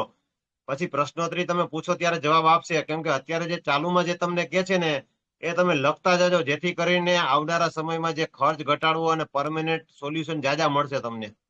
કન્ટિન્યુ કરો ગાડા હા ગૌમૂત્ર. નારાયણભાઈ, હા, જે ખેડૂતોને હું તો એમ કહું, કેમિકલ વાળા ખેતી માટે જ પેલું આ કરો. જ્યારે એને સીધો ગાય આધારિત ખેતી ઉપર 100% નથી લઈ જાવ આપણે.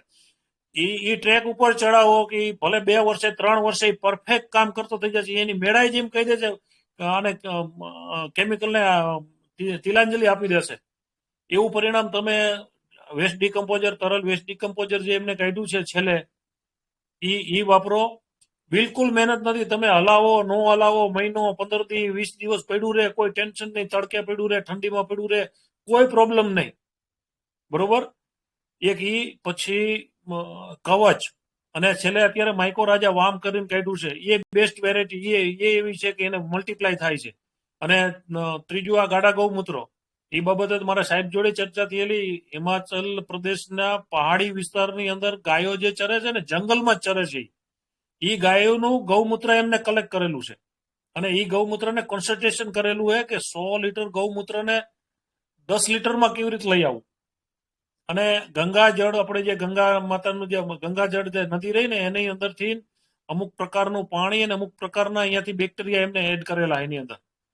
તો તમે કેમિકલ ખેતીની જ વાત કરું, ખાસ કેમિકલ ખેતી કરતા ખેડૂતો સાંભળજો, કપાસની ખેતી કરતા એ ખાસ, કે કોઈ પણ ખેતી, તમે માની લો કે કોઈ પણ પ્રકારની દવા છાંટતા હોય, ઇમિડા ક્લોરોપાઇડ હોય કે થીપ્સ માટેની હોય, કોઈ પણ કેમિકલ જંતુનાશક, એ દવાનું તમારે માપ 50% કરી નાખવાનું. ને ગાડા ગૌમૂત્ર જે રહ્યું એ 200 લીટરના બેરલમાં 500 ml નાખવાનું. 200 લીટર પાણી ભરવાનું અને 500 ml નાખવાનું. એને હલાવી અને 12 કલાક 24 કલાક રાખી દેવાનું. બીજા દિવસે એનો સીધો જ પંપ ભરવાનો તમારે. અને એની અંદર તમારી કોઈ પણ કેમિકલ વાળી જે દવા તમે વાપરતા હોય એ 50% નાખવાની. એટલે માની લો કે 50 રૂપિયાની તમે દવા વાપરતા હોય તો 25 ની થઈ ગઈ. તો ઓલું જે 500 ગ્રામ વાળું જે પાણી રહ્યું આનું ગાડા ગૌમૂત્ર વાળું, એનો પંપ ભરવાનો, 50% તમારે દવા નાખવાની. પરિણામ તમે જોશો ને એટલે તમે ચકિત થઈ જશો કે ઓહ, અદભુત પરિણામ. કારણ કે જે દવાનો પાવર રહ્યો ને 10 ગણો થઈ જાય આ ગાડા ગૌમૂત્રના હિસાબે. એ મેં જાતે મારા અત્યારે મેં સોયાબીનની અંદર જીવામૃત સાથે ગાડા ગૌમૂત્ર છાંટ્યું ને, ગજબનું પરિણામ મળ્યું મને, ગજબનું. ગાડા ગૌમૂત્ર મેં 5 લીટર લીધું, કંઈક 2300 રૂપિયાની કિંમત છે 5 લીટરની, અને સાથે ડીકમ્પોઝરની બોટલ ફ્રી આવે છે. તો એના સાહેબે શું થયું કે પેલા સાહેબ હિન્દી સમજતા, એટલે આપણા ગુજરાતમાંથી ખેડૂતોને હિન્દી આવડે નહીં, એટલે એ લોકો એક કાગળની અંદર ગુજરાતીમાં એડ્રેસ ને એવું બધું લખીને ફોટો પાડીને સાહેબને વોટ્સએપ કરી દે. એટલે એ સાહેબ બધું સમજે નહીં, બધા પાસે બીજા પાસે ટ્રાન્સલેટ કરાવવું. એટલે એ સાહેબે પછી બધા રાજ્યમાં બધા ઇસ્યુ ઉપર હતા. તો દરેક જિલ્લાની અંદર, એટલે દરેક રાજ્યની અંદર જે સારા કિસાનો ખેડૂતો કામ કરતા હતા ને, એને કિસાન સેવક નામ આપ્યું હોય. તો આપણે ગુજરાતની અંદર, રાજકોટની અંદર કેયુરભાઈ વેકરિયા કરીને છે, એને તમામ પ્રોડક્ટ એને સાહેબે આપેલી છે. તો આપણા ગુજરાતના ખેડૂતોને જે કંઈ આ ડોક્ટર કિશનચંદ્ર સાહેબની પ્રોડક્ટ લેવી હોય તો એ કેયુરભાઈનો સંપર્ક કરવાનો. એનો મોબાઈલ નંબર બધા નોટ કરી લેજો. ખાસ કરીને તમે ગમે ત્યારે તમે એને મંગાવશો તો તમને એ કુરિયર કરી દેશે ને એને ઓનલાઈન પેમેન્ટ કરી દેવાનું, તમને કુરિયર મળી જશે. બરોબર? એમનો નંબર છે કેયુરભાઈ વેકરિયા નામ છે, 80,000 પૂરા, 80,000 પૂરા, એટલે 800000404007, 80,000 પૂરા 4047. આ એમનો કેયુરભાઈનો નંબર છે. અને કદાચ કોઈને હા ના કરે ને કઈ પણ પ્રોબ્લેમ હોય ને તો મને મારા નંબર ઉપર મને તમે રિંગ કરાવજો, હું કેયુરભાઈને વાત કરી દઈશ, તમને પ્રોડક્ટ મળી જાય. ગામમાં 10 ખેડૂત કરતા હોય ને તો 10 ખેડૂતે લેવાની જરૂર નથી. એક ખેડૂત ડીકમ્પોઝર કે કવચ લઈ આવશો ને પછી એનાથી મધર કલ્ચર લઈ આવીને તમારે મલ્ટીપ્લાય કરવાનું છે. બધાય ખર્ચ કરવાની જરૂર નથી. માઇક્રો રાજા જે બનાવ્યું હોય વામ, એ પણ કોઈ 5 ખેડૂત વચ્ચે એક લઈ લ્યો, 680 રૂપિયાનું પાઉચ આવે છે, બરોબર. 5 ખેડૂત વચ્ચે લઈ લ્યો અથવા એક ખેડૂત લઈ આવો, ત્યાંથી 20 લીટર લઈને તમે તમારે મલ્ટીપ્લાય કરો. એટલે બિલકુલ ખર્ચ વગરની ખેતી કેમિકલ વાળા માટે ખાસ કરીને કહું છું. તો જ તમારું કેમિકલની અંદર જે જમીનની અંદર આખી જે કેમિકલના હિસાબે જે આખું એની જે આખી પોરોસિટી જે અટવાઈ ગયેલી હાર્ડ પણ આવી ગયું છે, હાર્ડનેસ આવી ગઈ છે, એને તોડવા માટે ડીકમ્પોઝર જેટલું ફાસ્ટ એકી કામ નહીં કરે. અથવા તો તમારી પાસે જો ગાયનું ગૌમૂત્ર હોય તો વીઘે 50 લીટર જેટલું ગૌમૂત્ર આપી દો. કે જેને ગાય આધારિત ખેતી કરવી હોય તો એને શરૂઆતમાં વીઘે 2-4 બેરલ તમે જીવામૃત આપી દો. આ મારે વાત 2018માં જયારે સુભાષ પાલેકર મારા ફાર્મ ઉપર આવ્યા ને ત્યારે મેં સુભાષ પાલેકરને કીધું હતું. મેં કીધું તમે એમ કહો છો કે 1 એકરની અંદર 200 લીટર આપી દેવાનું. મેં કીધું અહીંયા જમીનનો ઓર્ગેનિક કાર્બન 0.2% નથી અને બંજર કેમિકલ ના પીપળા રેડી જમીન બંજર બનાવી દીધી. આ 200 લીટર જીવામૃત ચટણી ન થાય, નહીં ચરણામૃત ન થાય. એટલે મેં કીધું આ પરિણામ તીમાં નથી મળતું ને પછી એ આવ્યા ને બીજા વર્ષે મળ્યું ને, એટલે હું તો પીપળે પાયું ને ત્યારે પરિણામ મળ્યું. એટલે હું દરેક ખેડૂતને એમ કહું, મેં કીધું સુભાષ પાલેકરને મેં કીધું તમારે આ બધી ચોખવટ કરવી જોઈએ. મને કે તો પછી બધા ખેડૂત રહ્યા ને કન્ફ્યુઝ થઈ જશે. પણ મેં કીધું તો આ વાત તો કરવી પડશે ને, આ બધા એટલે પાછા વળે કીધું આ ખેતીની અંદર. આ ડિસ્કશન મારે સુભાષ પાલેકર હારે થઈ હતી. કારણ કે જમીન બંજર બની ગઈ, તમે 3 વર્ષ સુધી પુષ્કળ આપો જમીનની અંદર ને પછી જો આજ હું કહું છું ને કે આજ અમે બિલકુલ વર્ષની અંદર 2-3 વખત નથી આપતા. સિઝન કોઈ પણ પાક વાવીને તો શરૂઆતમાં પહેલા કે બીજા પિયતમાં આપી દઈ, પછી જરૂર જ નથી પડતી. વધારે પડતું આપીને તો એનો વેજીટેટેડ ગ્રોથ થાય. કારણ કે ગૌમૂત્રની અંદર ને બધું યુરિયાની તો આવવાનું જ, એટલે બિલકુલ કઈ દેવાની જરૂર નથી પડતી અત્યારે. એટલે આ જે કેમિકલ વાળા ખેતીની આપણે જે આની ડોક્ટર કિશનચંદ્ર સાહેબની જે બધી પ્રોડક્ટની વાત કરી, અદ્ભુત. જે હું તો એમ કહું જીવામૃત બનાવતા હોય ને એ લોકોએ વાપરો, તમે એ લોકોએ વાપરો. એનું કારણ માની લો કે અત્યારે આપણે જીવામૃત બનાવ્યું હોય 5 બેરલ અને વરસાદ પડતો હોય તો પાણીમાં કેવી રીતે પીવડાવવું, એટલે એ બગડી જાય. જ્યારે જીવામૃતની અંદર જો દુર્ગંધ આવવાની ચાલુ થઈ જાય ને અને ભૂલે ચૂકે તમારા ખેતરની અંદર આપી દેજો ને તો એક દુર્ગંધની ઇકોલોજી ચાલુ થશે, નુકસાન કરશે. તો એને બહાર ક્યાં ઢોળવા જશો?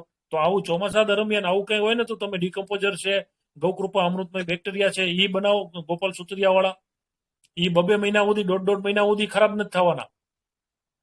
એટલે બધી પ્રેક્ટિસ કરવાની છે. સીવીઆર ટેકનિકની ચિંતલા વેંકટ પ્રસાદ રેડ્ડીની માટીના સ્પ્રે ઉપર પરિણામ મળે.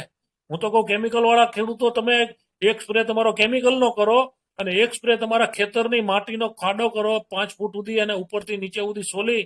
તમે યુટ્યુબ ઉપર ડિટેલમાં તમે એની માહિતી મળી જશે. સીવીઆર કરશો ને, સીવીઆર ટેકનિક એટલે બધી માહિતી મળી જશે કેવી રીતે શું ખાડો કરવો નહીં, બરોબર. એ ખાલી 30 કિલો માટી 200 લીટરના બેરલમાં નાખી અને એને 12 કલાક પડ્યું રાખવાનું, એને હલાવીને એનું મટમેલું પાણી છાંટવાનું હોય. એની માટીનો કચરો કાંકરા બધું નીચે પડ્યું રહેશે, ઉપરનું મેલું પાણી છાંટો, જબરજસ્ત પરિણામ. આ વર્ષે ગયા વર્ષે મારા ચણાની અંદર ઈયળ આવી ગઈ, કઈ હતું નહીં બનાવેલું. ઓલાને મેં કીધું તું એગ્રો ફોરેસ્ટ્રીમાંથી માટી લઈ આવ જલ્દી હાલ અને પીપળામાં નાખ, અને 12 કલાક પછી સવારે સ્પ્રે માર્યો તો બીજે દિવસે તો ઈયળું જોવાય ન મળી. કારણ કે ઈ ઈયળને એની કેવડી આંખ હોય, એનું કેવડું મોઢું હોય, આ માટીનો નાનકડો એવો કણ હોય ને પહાડ જેવડો દેખાતો હોય અને એનો આખો ટેસ્ટ બદલી જાય માટી આવે ને એટલે. કારણ કે ઉપરથી નીચે સુધીની માટી લેવાની, ઉપરની પછી વચ્ચેની અને નીચે તળિયાની. એ તો વિસ્તૃત તમને એને સીવીઆર ટેકનિક યુટ્યુબ ઉપર કરશો ને એટલે બધી જ માહિતી, ખાડો કેવી રીતે ખોદવો, શું કરવું. ભારતની અંદર ઘણા બધા સક્સેસ ખેડૂતો પ્રાકૃતિક કૃષિની અંદર કેટલાય માટીના સ્પ્રે કરે.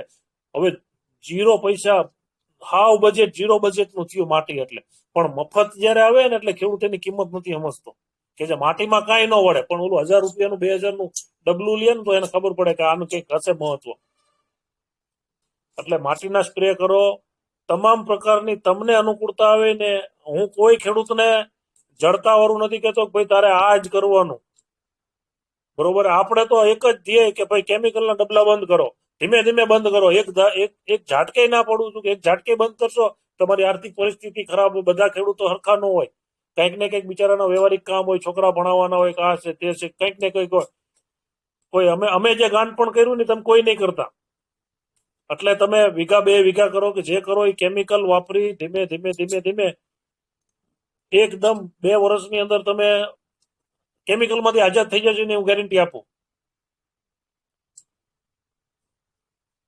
આ સિવાય બીજા કઈ નાનભાઈ કોઈને હા હવે થોડીક તો આપણે પ્રશ્નોત્તરી બધાની લઈ લઈ કે જેના કોઈને હા. મૂંઝવતા પ્રશ્નો હોય તે પ્રત્યક્ષ પૂછે તો ખ્યાલ આવે, કેમ કે બધા હા. પ્રશ્નો તો મને ખ્યાલ ન હોય ને અને હું કપાસનું વાવેતર કરતો નથી. બરોબર. રાજુભાઈ તમે સ્ટાર્ટ કરો, કોઈ પ્રશ્ન પૂછવાનો હોય તો. રાજુભાઈ પટોડિયા. રાજુભાઈ પટોલિયા છે એમ ને? સરસ. તમારો તો ડોક્ટર છે એ બાજુ ના મોટા ડોક્ટર. હા એ તો છે. હવે હું 2 મિનિટમાં આવું. ગૌશાળા હતો ને ત્યાંથી અત્યારે અહીં ઘરે ઓકે. આવ્યો થોડું વિડી આગળ. ઓકે ઓકે ઓકે ઓકે વીડી કાલરિયા. વિડીભાઈ.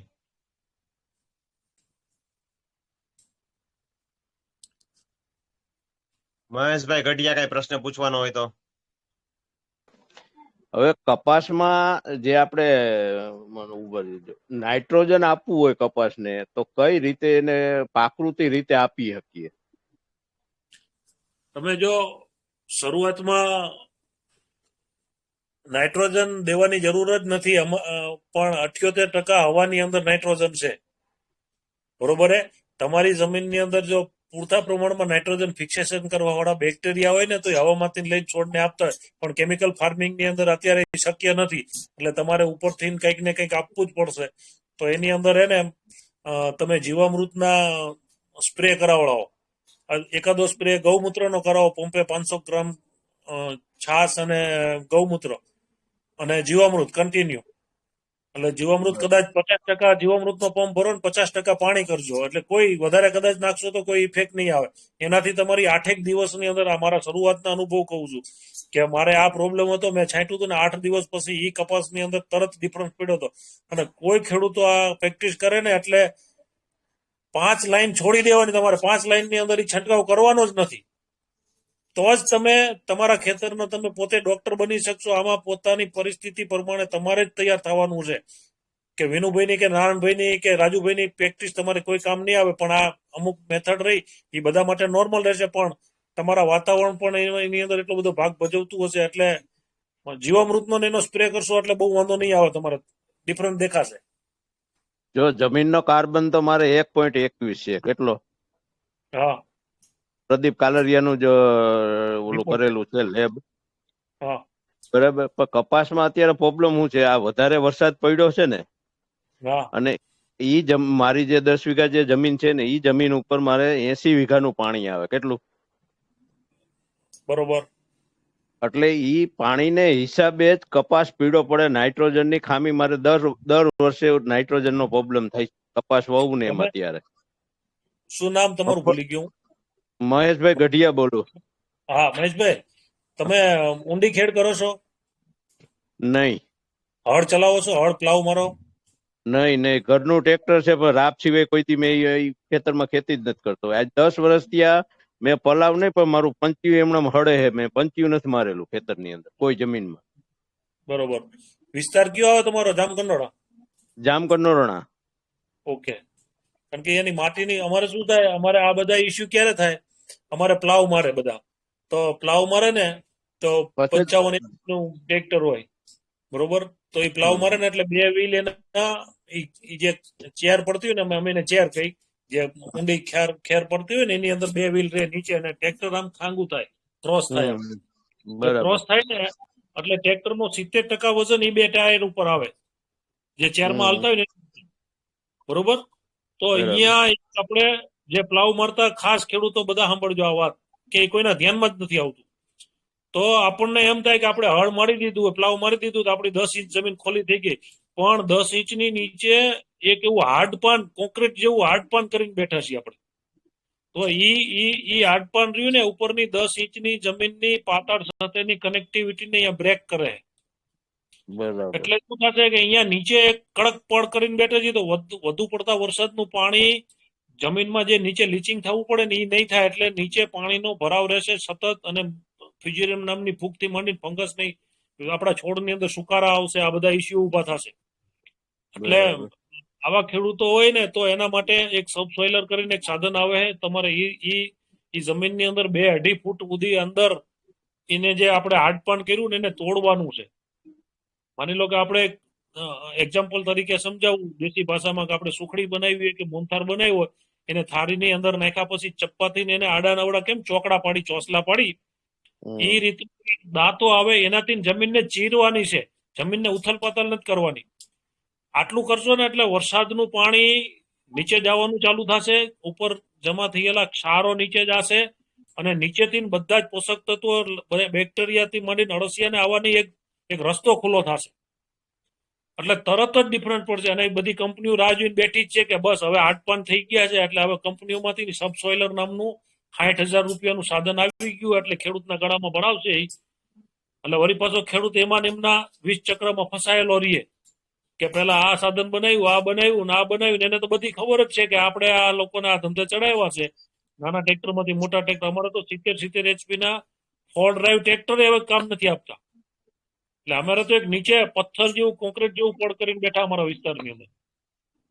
તો એ લોકોને આ બધા ઇસ્યુ છે જ. મારી હમણાં 14 તારીખે જ મિટિંગ હતી, અહીંયા કપાસના 2 છોડ લઈને ખેડૂતો જ આવ્યો. મેં એને આ જ વસ્તુ આ લેક્ચર ઉપર જ કીધું. મેં કીધું તમારે જમીનની અંદર નીચે પાણી જાય એવી જગ્યા જ નથી રહેવા દીધી, એને આ તોડવું પડશે. એટલે આ પણ એક ગંભીર મુદ્દો છે. આવનારા સમયમાં બધાએ ફરજિયાત આ કરવું પડશે. ભલે તમારી જમીન સારી હશે, કદાચ નહીં મારતા, પણ તમે એવું 1-2 વીઘાની અંદર એવો ઊંડો હાથે દાંતો બનાવો, એવો કઈ 2-2.5 ફૂટ નીચે જમીનને ઉથલ પાથલ નહીં કરવાની, કારણ કે જમીનની બેક્ટેરિયાની કોલોનીની બધી ડિસ્ટર્બ થાય. ખાલી એને ચીરજો એક વખત તો વરસાદનું પાણી અંદર ઉતરી જશે. અને બીજા નંબરમાં મેં કીધું ને, નીચેના આવા જવા માટેના સૂક્ષ્મ જીવાણુના બધા રસ્તા ખુલ્લા થશે. ઘણા બધા ફોરેનરોના વિડિયા પણ આવે છે આ સબસોઇલના. એ દાતા આકાવતા હોય ને એવા વિડિયા આપણે જોયેલા પણ હશે. 2-2.5-3 ફૂટનો દાતો હોય. હા બસ મહેશભાઈ હવે કઈ બીજું કઈ? વિનુભાઈ, હા જે પાણીનું ને સ્થળનું કીધું ની વાત સાચી. અમારે આ વિસ્તારની જમીનમાં કેવું છે ખબર છે? 5 ફૂટે પથ્થર આવે. કેટલા ફૂટે? 5 ને મારા ત્યાં 1 ફૂટ જ પથ્થર હે. 5 ફૂટે પથ્થર અમારે આવે ને ધાંગધ્રાનો પથ્થર, મહેશભાઈ, અમારો ધાંગધ્રાનો પથ્થર વર્લ્ડ ફેમસ છે. દુનિયાભરના મંદિરની નકશી કામ વાળા પથ્થર અહીંથી ફોરેનમાં અહીંયા બિઝનેસ જ પથ્થર. ને આખા ભારતની અંદર પથ્થરની કોલેજ હોય તો અમારે ધાંગધ્રામાં, મારા ઘરની બાજુમાં જ છે. અહીંયા સ્ટુડન્ટોને કાયદેસરનું એન્જિનિયરિંગનો કેમ અભ્યાસક્રમ હોય એવી રીતે અભ્યાસક્રમ ચાલે. હવે મારાથી જે નીચા ખેતરું જે છે ને વિનુભાઈ, ઈ ખેતરોની અંદર હાલની તકે પાણી હાઈલું જાય છે, રેસ ફૂટીને. મારા ઉપરનું પાણી, તમારે ઈ પ્રશ્ન તો તમારી પ્રાકૃતિક વ્યવસ્થા એ રીતની, ભૌગોલિક પરિસ્થિતિ એવી. અમારે રાયસીભાઈ કે અમારે કે રેસ ફૂટી ગયા. મેં કીધું મકામાં કઈ ખબર પડે નહીં. મેં કીધું એમાં રેસ ફૂટી જાય એટલે થાય શું? અરે મને કે જમીનમાંથી પાણી એની મેળાએ બહાર આવવા માંડે કે. એટલે કારણ કે એ પરિસ્થિતિ તો તમે જ વાકેફ છો. અમારે તો અહીંયા પથ્થર સિવાય નીચે કઈ છે જ નહીં. તો નીચે ગજવેલ જેવા પથ્થર એ નીચે. એટલે આ જમીનમાં છે ને નાઇટ્રોજન નો પ્રશ્ન પેલા ઉભો થાય છે. કયો નાઇટ્રોજન? તમારી વાતો મગફળી વાવીને તો કોઈ પ્રશ્ન નથી, મરચી વાવી તો કોઈ પ્રશ્ન નથી. જયારે અમે કપાસ વાવીને ત્યારે જ આ પ્રશ્ન થાય. તો આગળનો પાક કપાસ પહેલા તમે કયો પાક લીધો તો એ પણ ધ્યાન રાખવું પડે. આગળનો પાક તુવેરનો લીધો હતો. એ તો નાઇટ્રોજન ફિક્સેશન કરે, એમાં તો પડવું જ ન જોઈએ ખામી નાઇટ્રોજન ની. નાઇટ્રોજન ઉપરથી જે પાણી પડે ને એની આરે તમારે નાઇટ્રોજન લીચિંગ થઈ જાય છે કે ખેતર બહાર નીકળી જાય છે? ખેતર બારું નીકળી જાય છે, એટલે ઉપરથી આપવું પડે છે. નકર ખેતરનો. હવે મહેશભાઈ, એના માટે અમે છેલ્લા 1 વર્ષથી બાયોચાર ઉપર કામ કરી. મેં આ વર્ષે અત્યારે બાયોચારમાં હળદરની અંદર લગભગ 4 વીઘાની અંદર એના એક્સપેરિમેન્ટ હાલે છે. રવિ સિઝનની અંદર મેં બાયોચારનું કામ કર્યું હતું, નાના પાયે કર્યું હતું. પરિણામ મળ્યું એટલે અત્યારે 4 વીઘાની અંદર કર્યું. મારી પાસે અત્યારે ઓલરેડી 2 ટન જેટલો બાયોચાર પડ્યો છે. મેં બાયોચારનો 4 વીઘામાં પ્રયોગ કરેલો છે, પણ એ બીજી જમીન છે મારી, નદી કિનારે. ત્યાં અમારે 60 ફૂટે પથ્થર આવે, ત્યાં અમારે કોઈ પ્રોબ્લેમ નથી. જે આ પથ્થર વાળી બાયોચારનો મેં 4 વીઘામાં મરચીનો પ્રયોગ કરેલો છે. નારાયણભાઈ આવી ગયા છે ફાર્મ ઉપર, ને 4 વીઘાની અંદર 3 ટન બાયોચાર નાખેલો છે. એને ચાર્જ કરીને નાખ્યો તો એક્ટિવેટ કર્યો તો હા આપણે ગૌઅમૃત બેક્ટેરિયા અને જીવામૃત બે વસ્તુથી કરેલો છે. નહીં નહીં નહીં નહીં ને ઈ એક જાતના એમાં તો બધા લગભગ બેક્ટેરિયા નહીં જાવ પણ તમે હે ને એને કમ્પોસ્ટ ખાતર સાથે અથવા તો અમને ઈઝીમાં ઈઝી એ લાગ્યું કે છેલ્લે મેં હમણાં એક હિન્દીમાં વિડીયો બનાવ્યો તો અમે ગૌશાળામાં વરસાદનું પાણી ને એ બધું કીચડ થયું ને એટલે અંદર 20-25 બેગ બાયોચાર ની નાખી દીધી. તમે ગૌશાળામાં બાયોચાર ને નાખી દો નીચે ગાયોના પગ નીચે કચરાઈ જશે, જેટલું ગૌમૂત્ર કરશે ને એ બધું જ કલેક્ટ કરશે, છાણમાંથી ને પણ બધા રસ રહ્યા ને એ બધા બાયોચાર ની અંદર શોષાઈ જશે અને કાલે જ મારે એ કાઢવાનું બારે હળદર ની અંદર બાયોચાર ફરીને ઉપરથી ઉડાડવાનો હોય. એ વિડીયો તમારે જોયો ને ઘન જીવામૃત 3 ટેલર ઘન જીવામૃત ભેળવેલું છે બાયોચાર ની અંદર અને 5 ચા મરચીના છોડી દીધા છે. એમાં બાયોચાર નાખેલો નથી. રિઝલ્ટ ફર્સ્ટ ક્લાસ છે. જેમાં બાયોચાર નથી નાખ્યું ને એમાં કાયદેસર ખબર પડી જાય કે આ 5 ચામાં હું કઈ નવીન કરેલું છે, કેમ સારા છોડ નથી એમ. એટલે ઈ તો કરવું જ બાયોચાર નું રિઝલ્ટ તો છે જ. હવે નીતુબેન પાસેથી લીધું હતું ને બાયોચાર? નહીં, સંદીપભાઈ કરીને છે કોઈ, એની પાસેથી લીધું હતું. ઈ નીતુબેન ની બધા એના માણસ છે. સંદીપભાઈ બરાબર. મેન નીતુબેન છે. આપણે બાયોચાર નો મુદ્દો છે ને પછી પાછો એક્સ્ટ્રા બીજા દિવસે રાખશું. નાયકભાઈ એક દી બાયોચાર માટે એક સ્પેશિયલ વિષય રાખો આપણે. એટલે આજનો કપાસનો વિષય છે અને હજી ઘણા બધા ખેડૂતોના મૂંઝવતા પ્રશ્નો હોય ને એને આપણે જરીક હજી લઈ લઈ. પછી બાયોચાર નો વિષય પાછો 1-2 દિવસમાં પાછો ગોઠવશું અલગથી. ને એ પણ બહુ વિચાર્યા જેવો ને બહુ સારું છે. મહેશભાઈ ની વાડીએ ગયો ત્યારે મેં જોયું હતું, તમારા પણ વિડીયા બધા જોયા હતા, એટલે બહુ વિષય સારો છે. હા રાજુભાઈ, હવે તમે કઈ પહોંચી ગયા હોય તો કયો, પૂછો કપાસ વિશે. જય ગૌ માતા વિનુભાઈ. જય ગૌ માતા. જય ગૌ માતા. હવે કપાસ અત્યારે જે નાઇટ્રોજન નો પ્રશ્ન છે તો કપાસમાં તો આપણે દ્વિદળીય પાક જો આપણે વાવી તો એ પ્રશ્ન નથી રહેતો. બાકી તો આપણે બીજા ખેડૂતોના પ્રશ્ન લેવાના છે આપણે આજે વિનુભાઈ. નારાયણભાઈ, બીજા કોઈ ખેડૂતોના પ્રશ્નો હોય? વીડી કાલરિયા. વીડી. હાજી, જય ગૌ માતા વિનુભાઈ. ઉપલેટાથી વીડી કાલરિયા બોલું. ખાસ તો તમે પ્રાકૃતિક કપાસની વાત કરી, બરોબર છે, તો ભવિષ્યમાં કોઈ એવું પ્રાકૃતિક કપાસનું માર્કેટ થશે ખરું?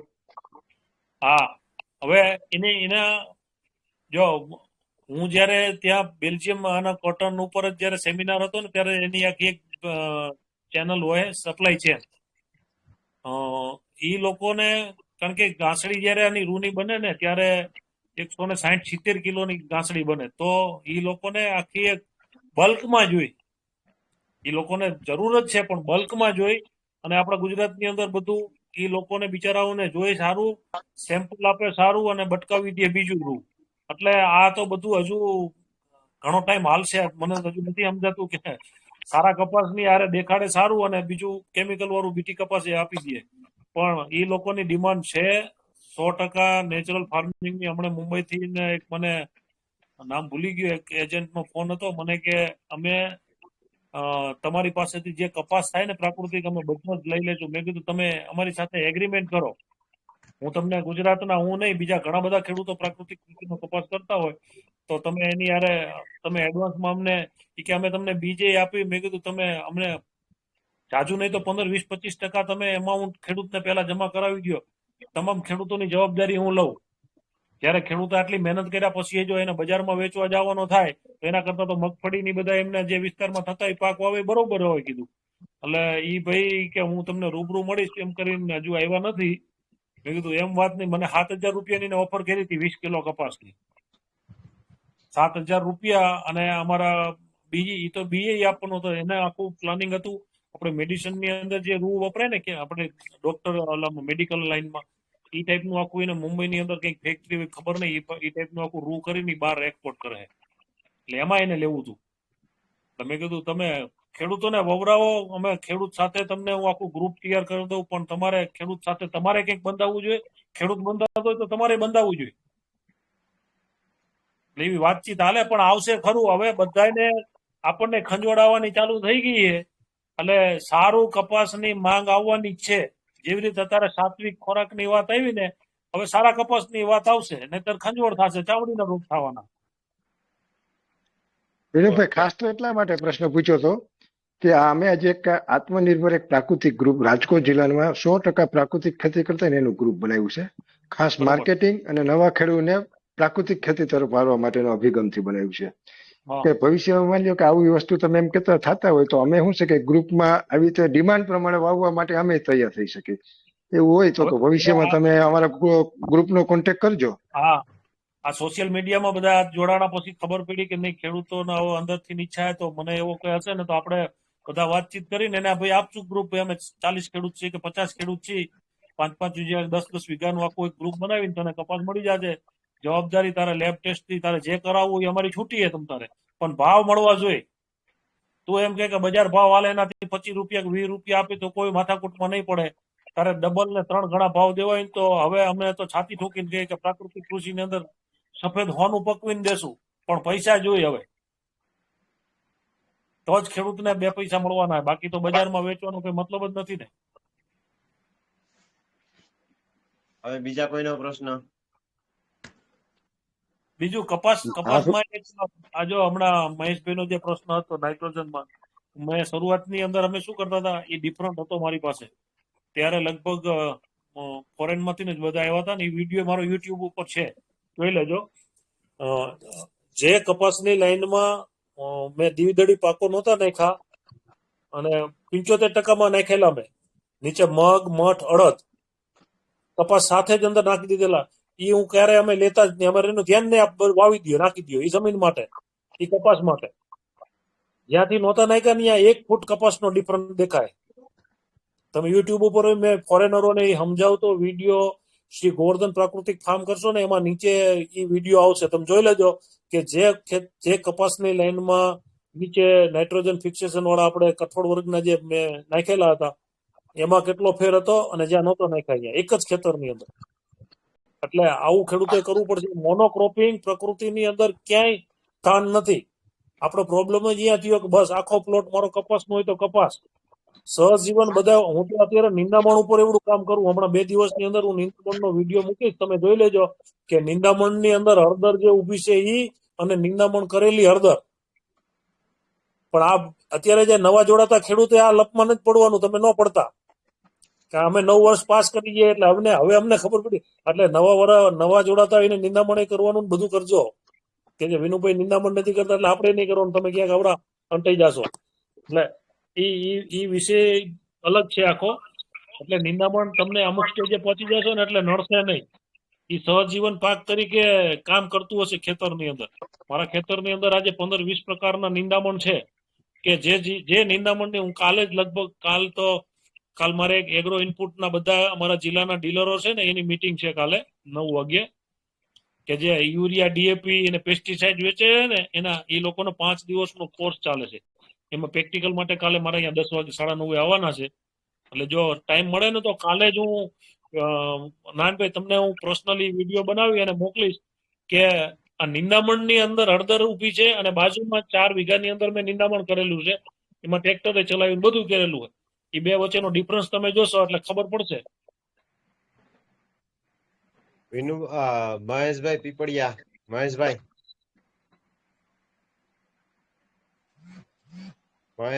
પીપળિયા. સોરી બાપુ, કપાસ નથી આપણે.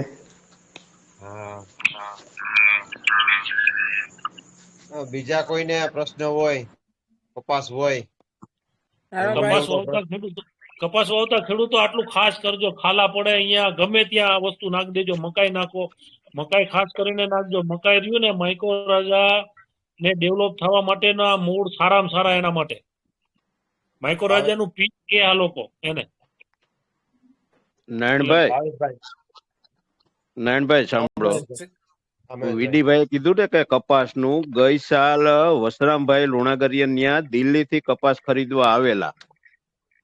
કપાસ ખરીદવા આવ્યા હતા અને મારા ખેતરનો ગઈ સાલ નહીં ને આગલી સાલ મારા ખેતરનો કપાસ જોઈ હોત ગયા હતા, પણ પાછળથી હું રંધાણું નહીં ખબર નથી અને એ લોકો કપાસ ખરીદી હોત ગયા હતા.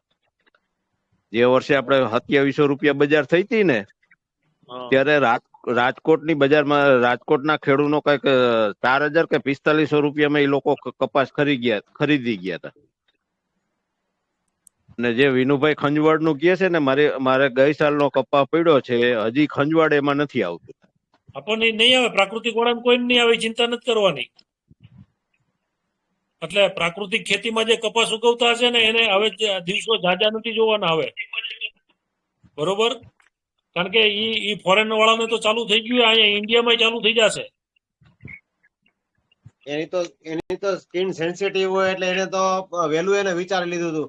આપણે હજી થોડાક સહન કરવા વાળા છે એમ કઈ તો હાલે. આપણે નારાયણભાઈ, આપણે આટલા જાડી ચામડીના હોય તો આપણને જો ખંજવાળ આવતી હોય તો 3 વર્ષ પછી આપણે શર્ટ નહીં પહેરીએ કે કેમિકલ વાળા. અમારે હા, એ તો 100%. બરોબર હે? હા, એટલે હા, કપાસ વાળા ભાવેશભાઈ. ચિંતા ન કરતા. ઈ 5,000 રૂપિયાનો મણ કપાસ હવે વધીને 2-3 વર્ષમાં થશે, ચિંતા નહીં કરતા. ભાવેશભાઈ જસાણી. જય ગૌ માતા વિનુભાઈ. જય ગૌ માતા.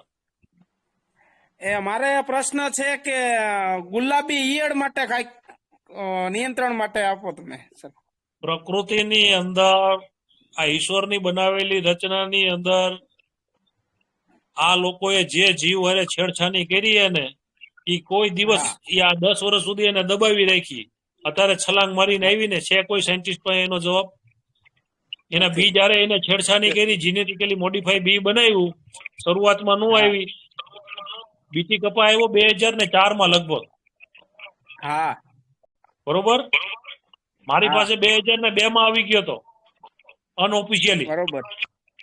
મારા હવે હું ખુલીને કહું, મેં 2098-99 થી 2013 સુધી જીનિંગ ફેક્ટરી ચલાવી મારી પોતાની, અત્યારે છે. એટલે કપાસ સાથે તો હું એકદમ નજીકના તારે સંકળાયેલો છું. 3 વર્ષ મેં કપાસની ટેસ્ટિંગમાં લેબમાં કામ કરેલું. મારી પાસે ગુજરાતમાં કોઈ પાસે લેબ નહોતી. આ બાજુના સેમ્પલ તમારા બધા મારી પાસે આવતા. અને જો અત્યારે આ કબાટીઓ ને એની અંદર લેબ પડી છે 18 લાખ રૂપિયાની. એટલે કપાસના તાતણો શું છે, એની માઇક શું છે, એની સ્ટ્રેન્થ શું છે, હું ડીપમાં ગયેલો. એટલે આ 2002 ની અંદર અમારે એક પશુ ડોક્ટર હતા અહીંયા જોશી સાહેબ કરી, ત્યારે મારી પાસે જીનમાં આવ્યા. મને કે મારે કપાસનું જીનિંગ કરવું છે અને તું કરી દે. મેં કીધું અમારે ત્યાં લોટ બંધ હોય, તમે લાવો 50-100 મણ. તો એ કીધું અત્યારે આ સિઝનમાં નહીં મેળાવે. તો મને કે ભલે તારે રવિવાર રજા હોય કે એવું કઈ હોય, પાવર કાપ હોય ત્યારે. મેં કીધું આવું શું તમારે કામ છે? તો મને કે આ કપાસ એવો હોય કે ત્યારે શંકર 4 ને શંકર 6 નું વાવેતર થતું. તો નારાયણભાઈ, શંકર 4 ને 6 માં તો ખેડૂતના ખંભેથી પંપ હેઠો જ ન ઉતરે. તમે આ બાજુથી છાંટતા 20 વીઘામાં પહોંચો ને એટલે ફરી પાછો ફરીને બીજો રાઉન્ડ ચાલુ કરવો પડે. એટલી પ્રકારની એટલી એડું આવે અંદર. તો એ સાહેબે એવું કીધું મને કે આ કપાસની અંદર એડ એકેય ન હોય. મેં કીધું હોય જ નહીં, કારણ કે એ વર્ષે મેં શંકર વાવેલો. મેં કીધું એવું બનતા હશે? મને કે એક એડ નું આવે પછી શું? મેં કીધું આવું બી ક્યાંથી લાવે? મને કે આ નવ ભારત વાળાનું ખાનગીમાં મને બિયારણ આપ્યું હોય, તું મને આ જીનિંગ કરી દે ને આ બધા કપાસિયા મારે લઈ જવાના. પાછા. તો મેં કીધું એક કામ કરજો, મને 5 કિલો આપજો. એને 5 કિલો કપાસિયા 200 રૂપિયાના 5-5 કિલોના પેકિંગ કરી નોન બીટીમાં વેચેલા. જેને વેચ્યું ને એ ખેડૂતો ઠેકડા મારતા હતા કે આવો કપાસ અમે પહેલો વહેલો જોઈએ. કોઈ એડ જ નહીં, કોઈ પંપ નહીં છાંટવાનો. તે પછી ઓફિશિયલી 2004 માં આવ્યું. એટલે પેલા એ વખતે બીટી કપાસના મૂળમાંથી શું મને ખબર હે, આજ એ વખતે બીટી કપાસ 20-25 મણ 30 મણ થતો હતો. આજે અમારે 10-12 મણે નથી થતો. જમીને પતાવી દીધી અને ગુલાબી ઈયળે આવી ગઈ. એટલે એ બીજને ઈયળને કંટ્રોલ કરવા માટે જે જીન દાખલ કર્યું હતું ને એની તો એની બધી પ્રેક્ટિસ કરવાની હતી. ખેડૂતોએ નથી કરી ને એ લોકોએ નથી કરી ને અત્યારે જાતે કેટલા બધા ફાર્મ આ બાજુ બોગસ બિયારણ બનાવતા થયા અને ડુપ્લિકેટ બિયારણ થી માંડીને ઘણા બધા ઇસ્યુ એની અંદર. એટલે કુદરતની કોઈ પણ વસ્તુને તમે દબાવવા જાશો ને કોઈ નહીં દબાવી શકો. એટલે આપણું જે દેશી બીજ રહ્યું ને એ સાચું. આજ એ બીટીની લપમાં અમારે ગુજરાત ગોદડ કપા થતો હતો, એ બી નું અસ્તિત્વ મટી ગયું. પછી દેવીરાજ હતો, દેવીરાજ નું અસ્તિત્વ મટી ગયું. આજ બી નથી મળતા મને ક્યાંય. લો પેલા આપણે કાલા કપા થતા જ ને, તુંબડ કપાસ. અમારે હજુ મારો આ વિસ્તાર છે જ માહિતી. અમારા વિરમગામ જે પટોરીઓ ને ત્યાં ગુજરાત તેરના કાલા વાવીને આવતું રહેવાનું. વીઘે 20 મણ 15 મણ ખાલી ઉતારવા જ જવાનું. કોઈ જાતની દવા નહીં, કાંઈ જ નહીં, કઈ કરવાનું જ. પણ એ શોર્ટ ટેપલ હે,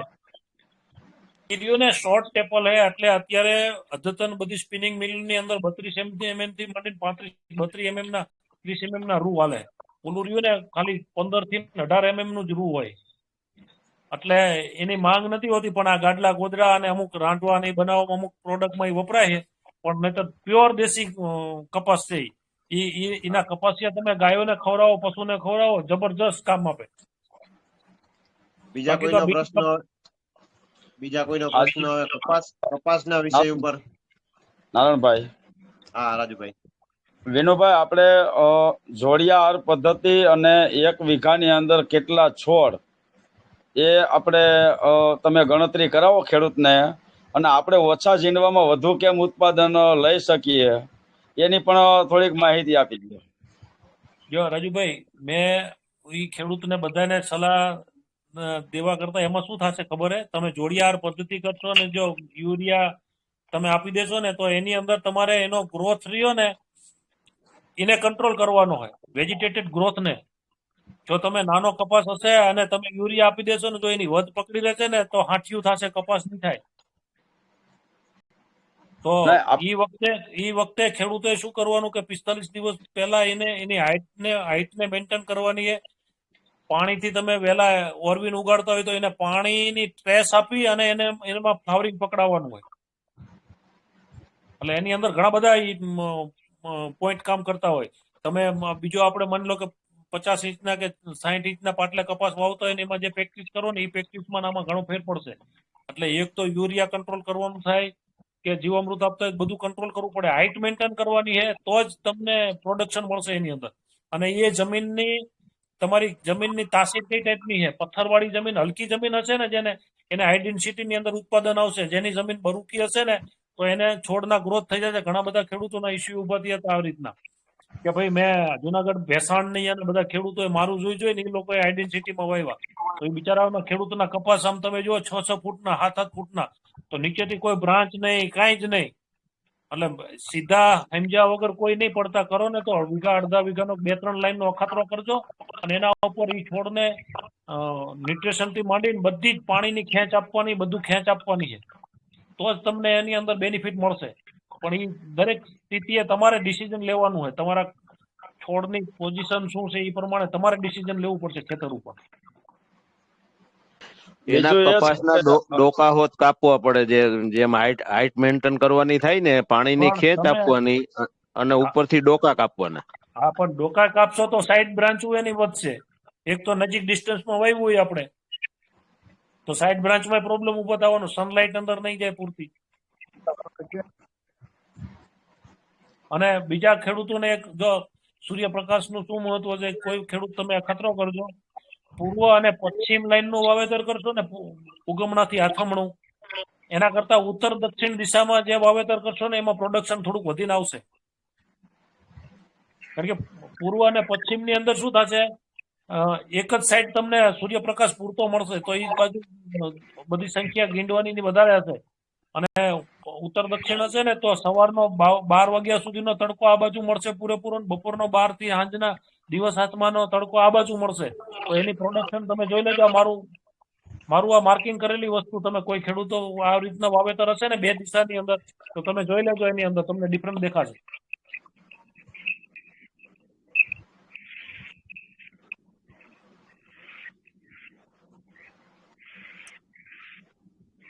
નારાયણભાઈ,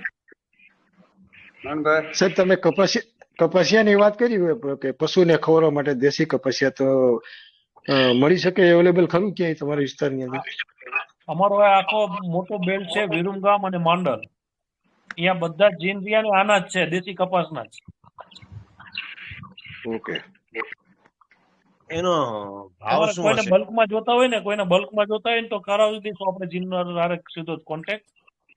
એકાદ ભાઈ આવજો ને ત્યાંથી નાખું બધાને ભેગા લઈ જાઓ. અને જબરજસ્ત કોઈ જાતનું અહીંયા કોઈ કેમિકલ નથી વાપરતા, વરસાદ આધારિત ખેતી છે, કાંઈ કરવાનું નહીં. અત્યારે નારાયણભાઈ 100 ના ભળદે એટલે 100 ઇંચે કપાસ વાવ્યો હોય ને તો એ પાટલા ભેગા થઈ જાય,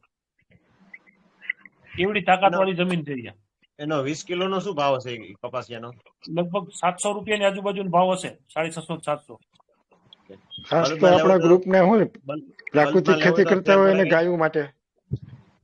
હું તો લઈ આવ્યો તો એક સકડો ભરીને લઈ આવ્યો તો એક વખત, બહુ જ ફાયદો થાય તમારે, બહુ જ.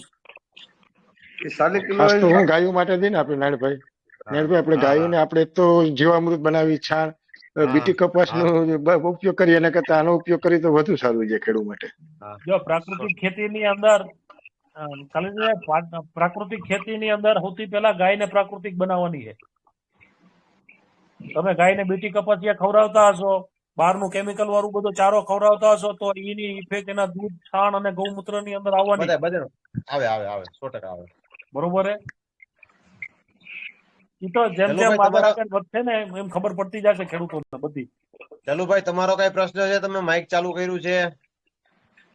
વિનુભાઈ, બોલો બોલો. નિલેશ જડુ બાળપર થી જય મુરલીધર પ્રાકૃતિક ફાર્મ બાળપર. હા, બોલો બોલો. હવે તમે જે કીધી ને એ બધા બાયોડેટા મારી પાસે હતા જ, સમજાણું? હા હા. કે ભાઈ આ ખંજવાળ ના છે, એ ખંજવાળ આપણે આવતી નથી. અને આ લોકોની ઈંડુનો પ્રશ્ન છે, હા. એ જે મુંડાનો પ્રશ્ન થાય છે ને હમ. એ માયલો જીવડુનો પ્રશ્ન છે. જે આપણે ફૂલ ઉગડે ને હા ત્યારે કાળા જીવડા આવે. હા. કાળા જીવડા ફૂલડા અંદર બેહે, બે ઈંડા મૂકતા જાય અને જે ફૂલ પેક થાય ને એમાં જ બંધાય જાય, સમજાણું? હા હા. જયારે ફૂલ ઉઘડવાની તૈયારી હોય ને ત્યારે આપણે લેપ રાખી દેવાના. હા. પણ અંદર ટૂંકમાં બે અઢી વીઘે એકાદો લેપ રાખી દેવાનો. અને આપણે ડબ્બો આવે ને ડબ્બો, હા. એને વચમાં તોડી નાખવાનો અને ખાનું કરી નાખવાનું, એમાં પાણી ભરી દેવાનું, વચમાં લેપ રાખવાનો. અંદર આવીને પડી જાય. અંદર આવીને પડી જાય. ઈ પડતી જાય ને લાલ ઈડ નો પ્રશ્ન નથી રહેતો.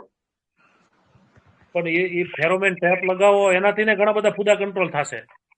એનાથી ને થાય, પણ આ જે જીવડા રે ને જીવડા જ ઈંડા મૂકે છે, સમજાણું? તમે ન હોય ને તમે કપાસ વાવતા હોય તો એકાદો હું પ્રોગ્રામ કરાવડાવું એલડીસી વાળાનો. હમણાં 14 તારીખે જ મારા ગામમાં મેં પ્રોગ્રામ કરાવ્યો હતો ને એના આગલા વર્ષે ગાજણવાવ કરીને ગામ છે અહીંયા કરાવડાવ્યો હતો.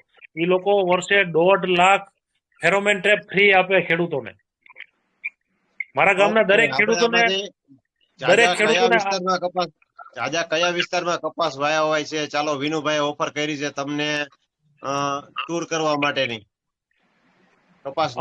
અમે 14 તારીખે 14 તારીખે એક ખેડૂતને 8 ફેરોમેન ટેપ અને એની બેગ ફ્રીમાં અપાવડાવી. ખૂબ સરસ, ખૂબ સરસ. ઈ સારું જ છે, એમાં કઈ વાંધો નથી. અને હું તો આ વર્ષો વર્ષ 50% કપા વાવું છું, પણ ખાલી ઓછો વાવેલો હે. અને 100% પ્રાકૃતિક 2016 થી કરવું. જેથી ઉલાલાનું રિઝલ્ટ હોળમાં નથી મળ્યું ને, હા, તે જ આપણે આ ઉકાળાનું રિઝલ્ટ મળેલું છે. બરોબર હે. તે જ આપણે 1 કરોડ ના નામે જેથી 3.5 લાખ ની દવા લેતો હતો ને, 1 કરોડ ની દવા એ નો સ્ટોપ તે દી કરેલી. આપણે તો જે વર્ષોથી કરીને ખબર જ છે કે પરિણામ છે જ આની અંદર, એટલે તો આ કેમિકલ વાળા ખેડૂતોને આ તરફ વાળવાની વાત છે આપણે. કિશોરભાઈ ભાલોડિયા પ્રશ્ન નથી પૂછવાનો, હું સાંભળું છું. હાલો. ના, કઈ પ્રશ્ન નથી, રેડી છે. બરાબર. ભાઈ નો કઈ પ્રશ્ન છે? મળી જાય છે એમ નાનભાઈ. હા હા હા જલુભાઈ. જે ઉતારા મળે છે ને ગામને, ઈ જ ઉતારા આપણે મળી જાય છે અને કપાસ થઈ જાય છે.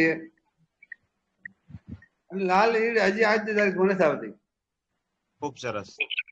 અને પેલા તો પાણીનો કંટ્રોલ રાખવો પડે, એને એક ફૂકવું અને ભીનું હવામાન દેવું પડે. એક પાટલું જ પાવાનું આખું વર્ષ. ઈ જમીનની તમારી પોરોસિટી ઉપર તમે કહી શકો તમારી જમીનનો લેવલ કઈ ટાઈપનું છે. જો ઢાળવાળી જમીન હોય ને તમે એક મૂકીને એક પાટલો પીવડાવીને તો નુકસાની જાય. હું મારા ગયા વર્ષે હું એક મૂકીને એક જ પાણી આપું છું. ભેજની જરૂર છે. એટલે ભેજ હોય પણ જેટલી પાણીની જરૂરિયાત છે ને એટલી જ અંદર હવાની જરૂર છે જમીનની અંદર. તમે ફ્લડ ઇરિગેશન કરો અને બધું પાણી ભરી દો તો અંદર એર સર્ક્યુલેશન તો થવાનું નથી. એટલે એક જ પાટલું પાવાનું આખો વરે ઓલા પાટલા ઠામકું આખો વરે પાવાનું જ નહીં. હા, પણ હું રેજ બેડ ઉપર કપાસનું વાવેતર કરું છું તો બેડ હું 1 ફૂટ ઊંચા કરતો હોય તો નીચે નાલીમાં જ પાણી આપતો હતો તો એ બેડ ઉપર પાણી ચડી જતું હતું. પણ એ ક્યારે કે જમીનનું ઓર્ગેનિક કાર્બન સારો હોય, જમીનની પોરોસિટી સારી હોય તો જ પાણી ચડશે. જો તમે કેમિકલના હિસાબે જમીન બંજર થઈ ગઈ છે ને તો એ પાણી ઉપર નહીં ચડે. કેશાકર્ષણની શક્તિથી જયારે બેડ ઉપર સૂર્યપ્રકાશ પડે ને ત્યારે નીચેનું પાણીની આમ અવરી સાયકલ ચાલુ થાય. તમે ભલે નીચે પાણી આપ્યું પણ એ પાણી ચડે ઉપર. પણ આપણે એ જમીનનું સ્ટ્રક્ચર કઈ ટાઈપનું હોય એના ઉપર આધાર રહેશે. ઈ હાસુ છે. એટલે એ બધા ઈ થશે. તમે ધીમે ધીમે 4-5 વર્ષ થઈ જાય ને 1% ઉપર કાર્બન લઈ આવો ને એટલે એ બધું થવાનું છે. બધા કોઈ પણ જમીનમાં થશે. એ મેન કાર્બન નું છે કે જેમ કાર્બન વધતો જાય ને છોડ ઓટોમેટિક થઈ જાય. એક નારાયણભાઈ કાર્બન ઉપર એક વિષય રાખો, કાર્બન અને બાયોચાર ઉપર એક. ઓકે એ બે અલગ આપણે રાખીએ, અલગ જ. વિનુભાઈ, રાજુભાઈ, આપણે તમે આચ્છાદન પદ્ધતિથી કપાસ વાવેલો એમાં શું પરિણામ મળ્યા? નહીં, કપાસમાં આચ્છાદન નથી કર્યું. આ તો દાખલા તરીકે મારો અનુભવ રાજુભાઈ, હા, આચ્છાદન કરો ને એટલે મોટા સ્કેલ ઉપર આચ્છાદન કરવું અશક્ય હોય. હાજી, બરોબર હે. આચ્છાદન એટલે જ મેં આજે જોડિયાર પદ્ધતિ વાવી હતી. તમે પોઈન્ટ ઉકાળ્યો ને એટલે વાત કરી દઉં. જોડિયાર પદ્ધતિ વાવવા પાછળનું મારું કારણ જ એ હતું. મેં કીધું ઝડપથી બે બાજુની લાઈન કપાસ ભેગો થઈ જાય. આચ્છાદન કરી એટલે જમીનની અંદર અંધારું થાય છે. અંધારું થાય ને એટલે નીચેના સૂક્ષ્મ જીવોને કામ કરવા ઉપર ઉતી એને જગ્યા મળે, વાતાવરણ એને અનુરૂપ બને. એટલે મેં કીધું આપણે કપાસ આઈડેન્ટિટીમાં વાવી એટલે કાયકા કપાસ ભેગો થઈ જાય, નજીક આવી જાય એટલે એનો છાંયો નીચે પડે. છાંયો નીચે પડે ને એટલે અંદરની નીચેની બેક્ટેરિયલ એક્ટિવિટી રહીને એને કામ કરવાની મજા આવે. એ એક ટાઈપનું આચ્છાદન જ છે. ભલે ઓલું આચ્છાદન કાસ્ટ આચ્છાદન જે આપણે કરી એ જો તમે ખેતરની અંદર ખાલી રાંપ કાઢીને આવતા રહેશો તોય 4-5 દિવસની અંદર મગફળીની અંદર કે કોઈ પણ પાકની અંદર તરત જ આમ કલર આવવાનું ચાલુ થઈ જશે. માટીનું આચ્છાદન છે. સુભાષ પાલેકર સાહેબ કહે જ છે ને કે માટીનું આચ્છાદન તમે કરી શકો. તો જરૂરી નથી કે આ બધું કચરાનું કે બાયોમાસનું આચ્છાદન કરવું. તમે લાઈવ મલ્ચિંગ પણ કરી શકી. એટલે હવે તો બધું ઘણા બધા આઈડિયા આવે. જો અત્યારે મેં તરબૂચ વાવ્યા તો આવતા વર્ષે એવો વિચાર કરવું કે પહેલા તરબૂચ વાવી દેવા, પેલી હળદર વાવી દીધી, માથે તરબૂચ વાવી દેવા. તરબૂચનું જ આચ્છાદન. તરબૂચ લઈ લેશું. હળદર ને એમાં તો બહુ મજા આવે નીચે અંધારું હોય એટલે. એટલે જયારે આ ખેડૂત બધું કરશે ને એટલે એને પોતાને જ આઈડિયા આવશે, પ્રકૃતિ એને શીખડાવશે અને એના ખેતરનો ડોક્ટર બની જશે. એનો 100%.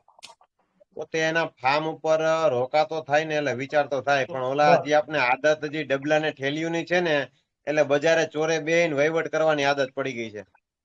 ફાર્મ ઉપર જાય ને કઈ બુદ્ધિ કામ કરવાની છે નહીં. ના, ઈ તો ડબલું આપીને આવતો એટલે મગજ તો પાનના ગલે તોડતું. એ નહીં મેળાવે. પેલું કરશે ને તો એને ખબર પડશે. 100%. બીજા કોઈને હજી કપાસના મૂંઝવતા પ્રશ્નો હોય તો જાણ કરો. સમય ઘણો થઈ ગયો છે અને આપણે તો પછી વિરામ બાજુ જાય. આપણે ફટાફટ કોઈના પ્રશ્નો હોય. કોઈને કપાસ બાબતે પ્રશ્ન હોય ને ખેડૂતો કદાચ જાહેરમાં ચર્ચા ન કરી શકતા હોય. આ પ્રશ્નથી આવતા લાગે. આવો બાપુ આવો. કે આજે ટૂર માં છે. છતાંય મારે વિનુભાઈને ખૂબ ખૂબ આભાર માનું છું. આજે આપણા ગ્રુપમાં લગભગ સતત 2-2.5 કલાકથી કપા વિશે માહિતી આપી અને મેં જયારે ટાઈમ મળ્યો ત્યારે સાંભળી લીધું. અને અહીંયા છે ને આપણે મેઘજીભાઈ હિરાણી છે ને, મેઘજીભાઈ હિરાણી વિનુભાઈ, એની સાથે આજે અમે પ્રશિક્ષણમાં હતા. આપણે બોટાદ પાસે જે ગરડા વિસ્તારમાં. એટલે અહીંયા આવી જમાવટ હતી છતાંય મને જીવ ન્યા હતો. મેં કીધું મારો ડાયરો આમાં છે, મીટિંગ ચાલુ છે. કટકે આવતા હતા પછી અત્યારે રૂમે આવ્યા છે. સમજ્યા? બરોબર. તો બહુ સરસ તમે બધાને માહિતી આપી. પણ અમે તો કપાસ થી કંટાળી ગયા એટલે વાવેતર જ જળમૂળ માંથી બંધ કરી દીધું. એટલે અમુક ખેડૂતના કામની માહિતી ન થઈ અને જે વાવે છે એને અત્યારે વળતર સારું મળે છે. પણ આ રોગ જીવાતની ખૂબ મોટા એટેક આવે છે એટલે પ્રાકૃતિક ખેતી કરતા એના માટે બહુ મોટી મૂંઝવણ છે. એટલે અમે તો રસ્તો ડાયવર્ટ કરી નાખ્યો કે એને સામે આપણે પપૈયા વાવી દો, ફળ ફ્રૂટ વાવી દો. થોડી ઘણી હળદર નું અત્યારે સારું કામ છે. જો પાવડર તમે જે વર્ષોથી આપો છો એમાં અમે જોઈને શીખ્યા કે હવે હળદર માં સારું એવું ઉત્પાદન આવે છે આપણને. હા, હળદરના પાક સારા છે, એમાં કઈ સવાલ હા, નથી. મેં આ વર્ષે 2 વીઘાની વાવી છે અને સરસ મજાની નિરોગી છે. પ્રકૃતિ ખેતી કરવામાં આવે મરચી ને હળદર નું કામ થઈ શકે છે, પણ કપાસમાં ક્યારેક વાતાવરણ ને પ્રકૃતિને એટેક છે ને એને આપણે પહોંચી નથી શકાતું ચાલુ ક્યારેક. પણ આ જીનેટિકલી મોડિફાઈ તમે માની લો કે કોઈ સર્ટિફિકેશન લીધું ને તો જીનેટિકલી મોડિફાઈ બી ઉપર ચોકલેટ છે, એક દિવસ આવડું જ વિનુભાઈ નથી. કપિલ શાહ વિનુભાઈ રાડું પાડી પાડી મરી ગયા આના વિશે. એક દિવસ કપિલભાઈ શાહ ને એક દિવસ લઈ આવવાના છે. તમે પણ અમારી સાથે જ છો, બરોબર? તે દિવસે આપણે બધા સાથે સહલગ્ન આખી ચર્ચા કરવાના છે, બરોબર? જો જીનેટિકલ મોડિફાઈડ રહ્યું ને વિનુભાઈ, ઈ એ આવી આપણા ગયું ને તો ખેડૂતને ખેડૂતનું સત્યનાશ થઈ જશે. સત્યાનાશ નીકળી જાય. સમજા જેવું છે પણ જે સમજાય ત્યાં વાર લાગી જાય. પણ એ તો આપણે પણ એક એ આંદોલન તરીકે કામ એમને થશે ને તો ઉભું છે. બાપુ આ બીટી કપા આવ્યો ત્યારે બધાને રૂપાળો લાગતો તો આજ ઈ જ બીટી કપા રોવડા હોય બધા. એ જ વસ્તુ છે. આ જીનેટિકલ મોડિફાઈડ રહ્યું ને એ ઘાતક છે. જો આ ઘૂસી ગયું ને તો હા, ખેતી તમને કહું એવો ભયંકર વસ્તુ થઈ જવાની છે એક ટાઈમ. આ અત્યારે જેટલા લાલચમાં ફસાઈ જાય બિચારા. અત્યારે જેટલા ખેડૂતો જોડાયેલા છે આ એક મહાયજ્ઞમાં જોડાયેલા છે એમ કહી તો પણ ચાલે. હા, કેમ કે આ એક જ મિનિટ, આ એક એવો ઉદ્દેશ્ય છે પોતાના પરિવારનો અને પોતાનો જે ભૂભાગ છે 8 વીઘા 10 વીઘા 15 વીઘા એને સ્વચ્છ નિરોગી રાખી અને આવનારા ભવિષ્યમાં અને આવનારી એની પાછલી પેઢીઓને એક સુંદર મજાનું સરસ મજાનું અને નિરોગી વાતાવરણ દઈ જવાની પ્રેરણા છે. એટલે જ આપણી સાથે એટલા વ્યક્તિઓ જોડાયેલા છે. હા, 100%. રાજુભાઈ, વિનુભાઈ, આપણે જે સ્લરી પદ્ધતિ છે, આપણે જે પેલી આપણે વોચ બનાવી છે એનું થોડીક માહિતી આપી દો કે કપાસમાં પિયતમાં આપવાથી શું શું ફાયદા થાય છે. ઈ જો ખેડૂતને માથાકૂટ વગરની ઈ પદ્ધતિ છે, બિલકુલ માથાકૂટ વગરની.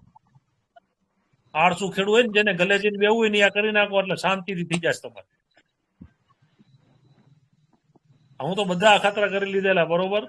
એટલે ઈ તમે એક ખાડો બનાવો, તાલપત્રી પાથરો અથવા તો સિમેન્ટ કોન્ક્રીટ નો ટાંકો બનાવો, એની અંદર ગાયનું સૂકું સાણ નાખો, પછી આ તમારો ઘાસચારું જે કઈ હોય લીલું બધું અંદર નાખો, પાણી નાખીને લિક્વિડ નીકળીને લિક્વિડ ચડાવો અને એનું જે લિક્વિડ પંપની અંદર 2-3 લીટર ભરીને છાંટો. હ્યુમસ જ છે, હ્યુમસ. જે છોડને જે રસ જોઈ છે ને ઈ રસ બધો બહાર તૈયાર થાય છે. દ્રવ્ય, રસ દ્રવ્ય કહેવાય. પીબી ખિસ્તરિયા સાહેબ જે આપણા ગુજરાતના પ્રાકૃતિક કૃષિના માસ્ટર ટ્રેનર ગણાય, એ આવીને ખાડો જોઈને મારા અહીંયા તો દાંત કાઢી ઊંધા પડી ગયા. મને કે આ તમારી બુદ્ધિ તો અમારે તો અમે ભણી થાકી ગયા, તો આ બુદ્ધિ અમારી અહીં નો કામ કરી છે. તમારાથી મોટો વૈજ્ઞાનિક, ખેડૂતથી મોટો વૈજ્ઞાનિક મેં જ જોયો કે. મેં કીધું આ જ થવાનું. મેં કીધું આ છાણ તમે ખેતરમાં ભરો, માથાકૂટ કરીને ભરવાનું, એમાં આપણું પાણી અડે, એમાંથી લિક્વિડ છૂટું પડે ને રસ જાય તો આ રસ જ બહાર આપી અને આમાં 2 કામ થાય. એક સિઝન રસમાં લઈ લઉં, બીજા સિઝનમાં અંદરથી કમ્પોસ્ટ થયેલું ખાતર કાઢું, એટલે કાચું ખાતર ખેતરમાં ન જાય અને મફતમાં થઈ જાય. 2200 રૂપિયાની તાલપત્રીનો પ્લાસ્ટિકનો કટકો નાખી દો. હાવ માથાકૂટ વગરની ખેતી છે, માથાકૂટ વગરની. બીજા કોઈના પ્રશ્નો હોય છે? જો બીજા કોઈના પ્રશ્નો ન હોય તો હવે આભાર વિધિ કરી અને આપણે વિરામ લઈ. વીડી કાલરિયા આપણે વિનુભાઈ ની આપણે આભાર વિધિ કરશે અને પછી આપણે આભાર વિધિ નો હોય નારાયણભાઈ, આભાર વિધિ નો હોય. આ એક આપણો ખેડૂત સમાજ છે, કોન્સેપ્ટ છે, વાત બધી કોન્સેપ્ટ છે, વાત એ બધી રાજનેતા ને એ બધું રાજનેતાના પ્રોગ્રામ હોય ને એમાં એ હોય. આમાં વિનુભાઈ, એક વાત કહું, ના ખેડૂત દીકરા છે. આભાર વિધિ તમે કીધી વાત સાચી છે, પણ તમને અમારા ગ્રુપને તમને કન્સેપ્ટ સમજાવી દઉં છું કે અમે આજે રાજકોટ જિલ્લાની અંદર પ્રાકૃતિક ખેતી કરતાનો અમે 3 મહિનાથી આખો અભ્યાસ કરીને ગ્રુપ બનાવ્યું છે. અને ખાસ અમારો ખેડૂતને ખાલી માર્કેટિંગ નહીં પણ ફક્ત વિજ્ઞાન સાથેનું જ્ઞાન મળે ખેતીનું, અને એમાંથી થયેલા સફળ ખેડૂત માર્ગદર્શન આપે એવા તમારે અમે પહેલી શિબિર હતી આ કે અમારી આ ઝૂમ મીટિંગ કે પ્રથમ સફળ ખેડૂત તરીકે તમે અમારી અહીંયા પહેલા આવ્યા અને સફળ માર્કેટિંગનો પ્રશ્ન આવ્યો તો હું બધા ખેડૂતોને કહી દઉં. એક જ સેકન્ડ. માર્કેટિંગ રહ્યું ને મેં તો એ વખતે મારી રીતે મેં આખું તૈયાર કરી નાખેલું, પણ અત્યારે એક ગ્રીન કમાન્ડો કરીને એક અમારે ગ્રુપ ચાલે છે અમદાવાદ આજુબાજુ, એની અંદર એક વિષ્ણુભાઈ પટેલ કરીને છે, એ અમેરિકા છે અત્યારે, અને એની અંદર બધા ફોરેનરો એગ્રીકલ્ચર સાયન્ટિસ્ટો રિટાયરમેન્ટ જે લઈ લીધેલા ને એ લોકોએ એક ગ્રુપ બનાવ્યું હોય કે આજે પ્રાકૃતિક ખેતી કરતા ખેડૂતોની સમસ્યા શું છે, તો બધાની સમસ્યા એવી માર્કેટિંગની, તો કઈ વાંધો નહીં, અમને 2-4 મહિનાનો ટાઈમ આપો. એટલે એ લોકો એક અમદાવાદમાં સારું ખાનાર વર્ગની એક ગ્રુપ બનાવ્યું, એને અમને બધાને ભેગા કર્યા, એને એક ફાર્મ પ્રોડક્ટ એમાં તમારા ખેતરની ફાર્મ પ્રોડક્ટ હોય એ અંદર મૂકવાની એક ડિસ્કશન ગ્રુપ છે, એ બધા 2-3 ગ્રુપ બનાવ્યા એ લોકોએ. એક્ટિવિટી થતી હોય તો એ ગ્રુપમાં નાખવાનું, ફાર્મ પ્રોડક્ટ હોય તો એ ગ્રુપમાં નાખવાની, એટલે ફાર્મ પ્રોડક્ટની અંદર અમદાવાદનો ખાનારો વર્ગ બધો જોડાયેલો. તો અમારો ગયા વર્ષનો પ્રોજેક્ટ હતો તુવર દાળ ઉપરનું ફોકસ હતું. મારે તો કઈ વેચવાનો સવાલ નતો, પણ બીજા ખેડૂત હારે હું બધું એમાં જોડાઈને જોતો હતો. તો તુવર દાળ જેટલા ખેડૂતોએ માંડલ ડિસ્ટ્રિક્ટમાં પ્રાકૃતિક ખેતીની જે કરી હતી ને, એ લોકોના એરિયા લીધા, કોઈ કે 10 વીઘા 20 વીઘા 15 વીઘા બધું ભેગું કર્યું, પછી સામે ઓર્ડર લીધા એ લોકોએ, બરોબર. પછી આ બધા ખેડૂતના સેમ્પલ લઈ અને લેબ ટેસ્ટિંગ કરાવ્યું આણંદ કૃષિ યુનિવર્સિટીની અંદર, નીલ રિપોર્ટ આવ્યો. પછી બધા જ ખેડૂતોને આ લોકોએ જ કીધું કે પછી એક મિલ નક્કી કરી આવ્યા એ લોકો દાળ બનાવવા માટેની. તો બધા જ ખેડૂતોને અહીંયા ટ્રકો મોકલી અને તમામ તુવેર દાળ ત્યાં જઈ અને એનું 5 કિલો 2 કિલોની અંદર પેકિંગ થયું, દાળ થઈ. એ કંઈક કિલો દાળે 12-13 રૂપિયા ખર્ચ થયું લગભગ. એ બધું ખેડૂતોએ આપવાનું, પણ કરાયું બધું આ લોકોએ. અને પછી એને ગ્રુપમાં ઓર્ડર નાખ્યા કે બધા દાળ લખાવો. તો માની લો કે અમદાવાદની અંદર એમને ઝોન પાડી દીધા સાયન્સ સિટી. તો સાયન્સ સિટીની અંદર આ જગ્યા ઉપર તમારે સાયન્સ સિટીનું જે બુકિંગ આવ્યું ને, તો આ પોઈન્ટ ઉપરથી તમારી દાળ મળી જશે. તો માની લો કે નરોડા હે તો નરોડાના એવા 8-10 પોઈન્ટ છે અમદાવાદની અંદર. તો એ ટ્રકો અહીંયાથી ભરી અને બધા જ પોઈન્ટ ઉપર 1 ટન 2 ટન કરી બધી જ દાળ પહોંચાડી દીધી, તુવર દાળ. અને જે લોકોએ ત્યાંથી લઈ અને ખેડૂતના ખાતામાં સીધા પૈસા નાખી દીધા. એ ખેડૂતો કે અમે આવી અમારી જિંદગીની અંદર અમને તુવર દાળની અંદર પૈસા નથી મળ્યા. તમામ દાળ વેચાઈ જઈ અને આજની તારીખે લગભગ 100 જણા દાળથી વંચિત રહી ગયેલા, એને દાળ નથી મળી, બરોબર. હવે અમે હળદરનું બનાવ્યું, હળદરનું 47 વીઘાનું અમારું ગ્રુપ થયું હોય, 47 વીઘા. એટલે એ 47 વીઘા હળદરનો અહીંયા વહીવટ થઈ જશે આ જ રીતે. અને એક ચોખાનું બનાવ્યું હોય બાવળાની બાજુના ખેડૂતો, રાઈસ ઓલાનું, બરોબર, ચોખા ડાંગર. તો એ આ રીતે જ વેચી જશે. એટલે આ બધું ગોઠવી જાય છે. આપણે રાજકોટમાં એક આવું કરશું કે એની પાછળ એને સારા વકીલો હોય, ચાર્ટર્ડ એકાઉન્ટન્ટ હોય, એ લોકોને સારું ખાવું હોય, એ બધાનું એક ગ્રુપ બનાવી, કારણ કે એ લોકોને ગ્રુપ તો હોય જ. હાજી વિનુભાઈ, બરોબર. અમે આ માર્કેટિંગ માટેનો બહુ સારો પોઈન્ટ છે. અમે લોકોએ 3 મહિનાથી આખું તમે જે કીધું ને આખું માઇક્રો પ્લાનિંગ કરી લીધું છે. એટલે ટૂંક સમયમાં અમે આખું ગ્રુપને અમે લોન્ચ જ કરવાના છીએ જન્માષ્ટમી ઉપર. તમને કીધું એ એવું લાગે ને તો હું એ વિષ્ણુભાઈ સાથે એમનો નંબર આપી દઈશ અને તમે એની હારે ચર્ચા કરી લેજો, તમને બહુ અનુકૂળતા આવશે. શરૂઆત છે ને, ખેડૂતને જરાક આ બધું કરવું ને એટલે અમારે થોડોક સમય લાગે છે કે ખેડૂતને આ બધા આ રસ્તે લઈ જવા, સંગઠન કરીને લઈ જાવ ને, એટલે થોડુંક અમે ધીમે ધીમે પાપા પગલી ભરી રહ્યા છીએ. કારણ કે આપણે કઈ ખેડૂત પાસે 10 પણ તુવર દાળ પડી છે ને, તો એ રાજકોટ તુવર દાળ બનાવવા નહીં જઈએ કે બિચારો. હા સર, સાચી વાત છે. પણ એ આપણી પાસે લિસ્ટ છે ને, આપણી પાસે 300 મણનું લિસ્ટ, તો એ ભલે ટ્રક ફેરવવી પડે, ભાડું એ આપી દેશે, ખેડૂત આપી દેશે એનું ભાડું. તો જ શક્ય બનશે. ખાસ તો અમે એટલા માટે જ, ખાસ તો એટલા માટે કે તમે અમારા પ્રથમ એવા ખેડૂત છો કે અમારી આ શિબિરની અંદર પેલું તમે સફળ ખેડૂત તરીકે અમે તમને બોલાવ્યા છે. અમારે ખાસ તો ખેડૂતને થોડુંક પાછળથી સપોર્ટ જોતો હોય કે આવા કે જો તમે 2015 ની અંદર પ્રાકૃતિકની શરણે ગયા, તમારી તમન્ના એના તમે સમજી લેજો ને કે પ્રકૃતિના આખું વિજ્ઞાન સમજીને એના ઉપર પીએચડી કરી અને ઠેઠ 2018 ની અંદર તમે બેલ્જિયમ, યુરોપમાં પહોંચ્યા હોય, જે ભાષાનો પ્રોબ્લેમ હોય અને જ્યાં સુધી પહોંચતા હોય એનાથી વધારે આપણા એમાં ખાસ કરીને તમે સૌરાષ્ટ્રના ખેડૂત, તો અમને ગર્વ થાય. ને ખાસ તો તમે જે વાત કરી ને તમે કે સીવીઆર ટેકનિક, હું ખુદ સીવીઆર ટેકનિક કરું જ છું. ને કોઈ ખેડૂતને, નજીકના ખેડૂતને માઇક્રોરાજા કોઈ જોતા હોય મારી પાસે તૈયાર જ થઈ ગયા છે, હવે 2 દિવસની જ વાર છે એને નિયમ પ્રમાણે. અને આખી તમે કીધું એગ્રો ફોરેસ્ટ્રી, પ્રાકૃતિક ખેતી કરવી તો એગ્રો ફોરેસ્ટ્રી ફરજિયાત જરૂરી છે. એ બધું જ્ઞાન આપ્યું અમને, બહુ સરસ જ્ઞાન મળ્યું. અને ઘણા ખેડૂતની પરિસ્થિતિ જોઈને પાછું કરવાનું. હું અત્યારે જે કામ કરું છું ને માઇક્રોન્યુટ્રન્ટ ઉપર કરું, પોષક તત્વો ઉપર, કે આપણી ક્વોલિટીની અંદર પૂરેપૂરા પોષક તત્વો, કારણ કે નેક્સ્ટ જમાનો રહ્યો ને પોષક તત્વોનો આવવાનો હોય. બરોબર હા છે? તમે એટલે ગમે અમારે તેટલા સાહેબ ભાવ લેશો સાહેબ ને તો એમ કે છે કે ભાઈ મારે આ પોષક હા તત્વો છે તારી ના પ્રોડક્ટમાં છે.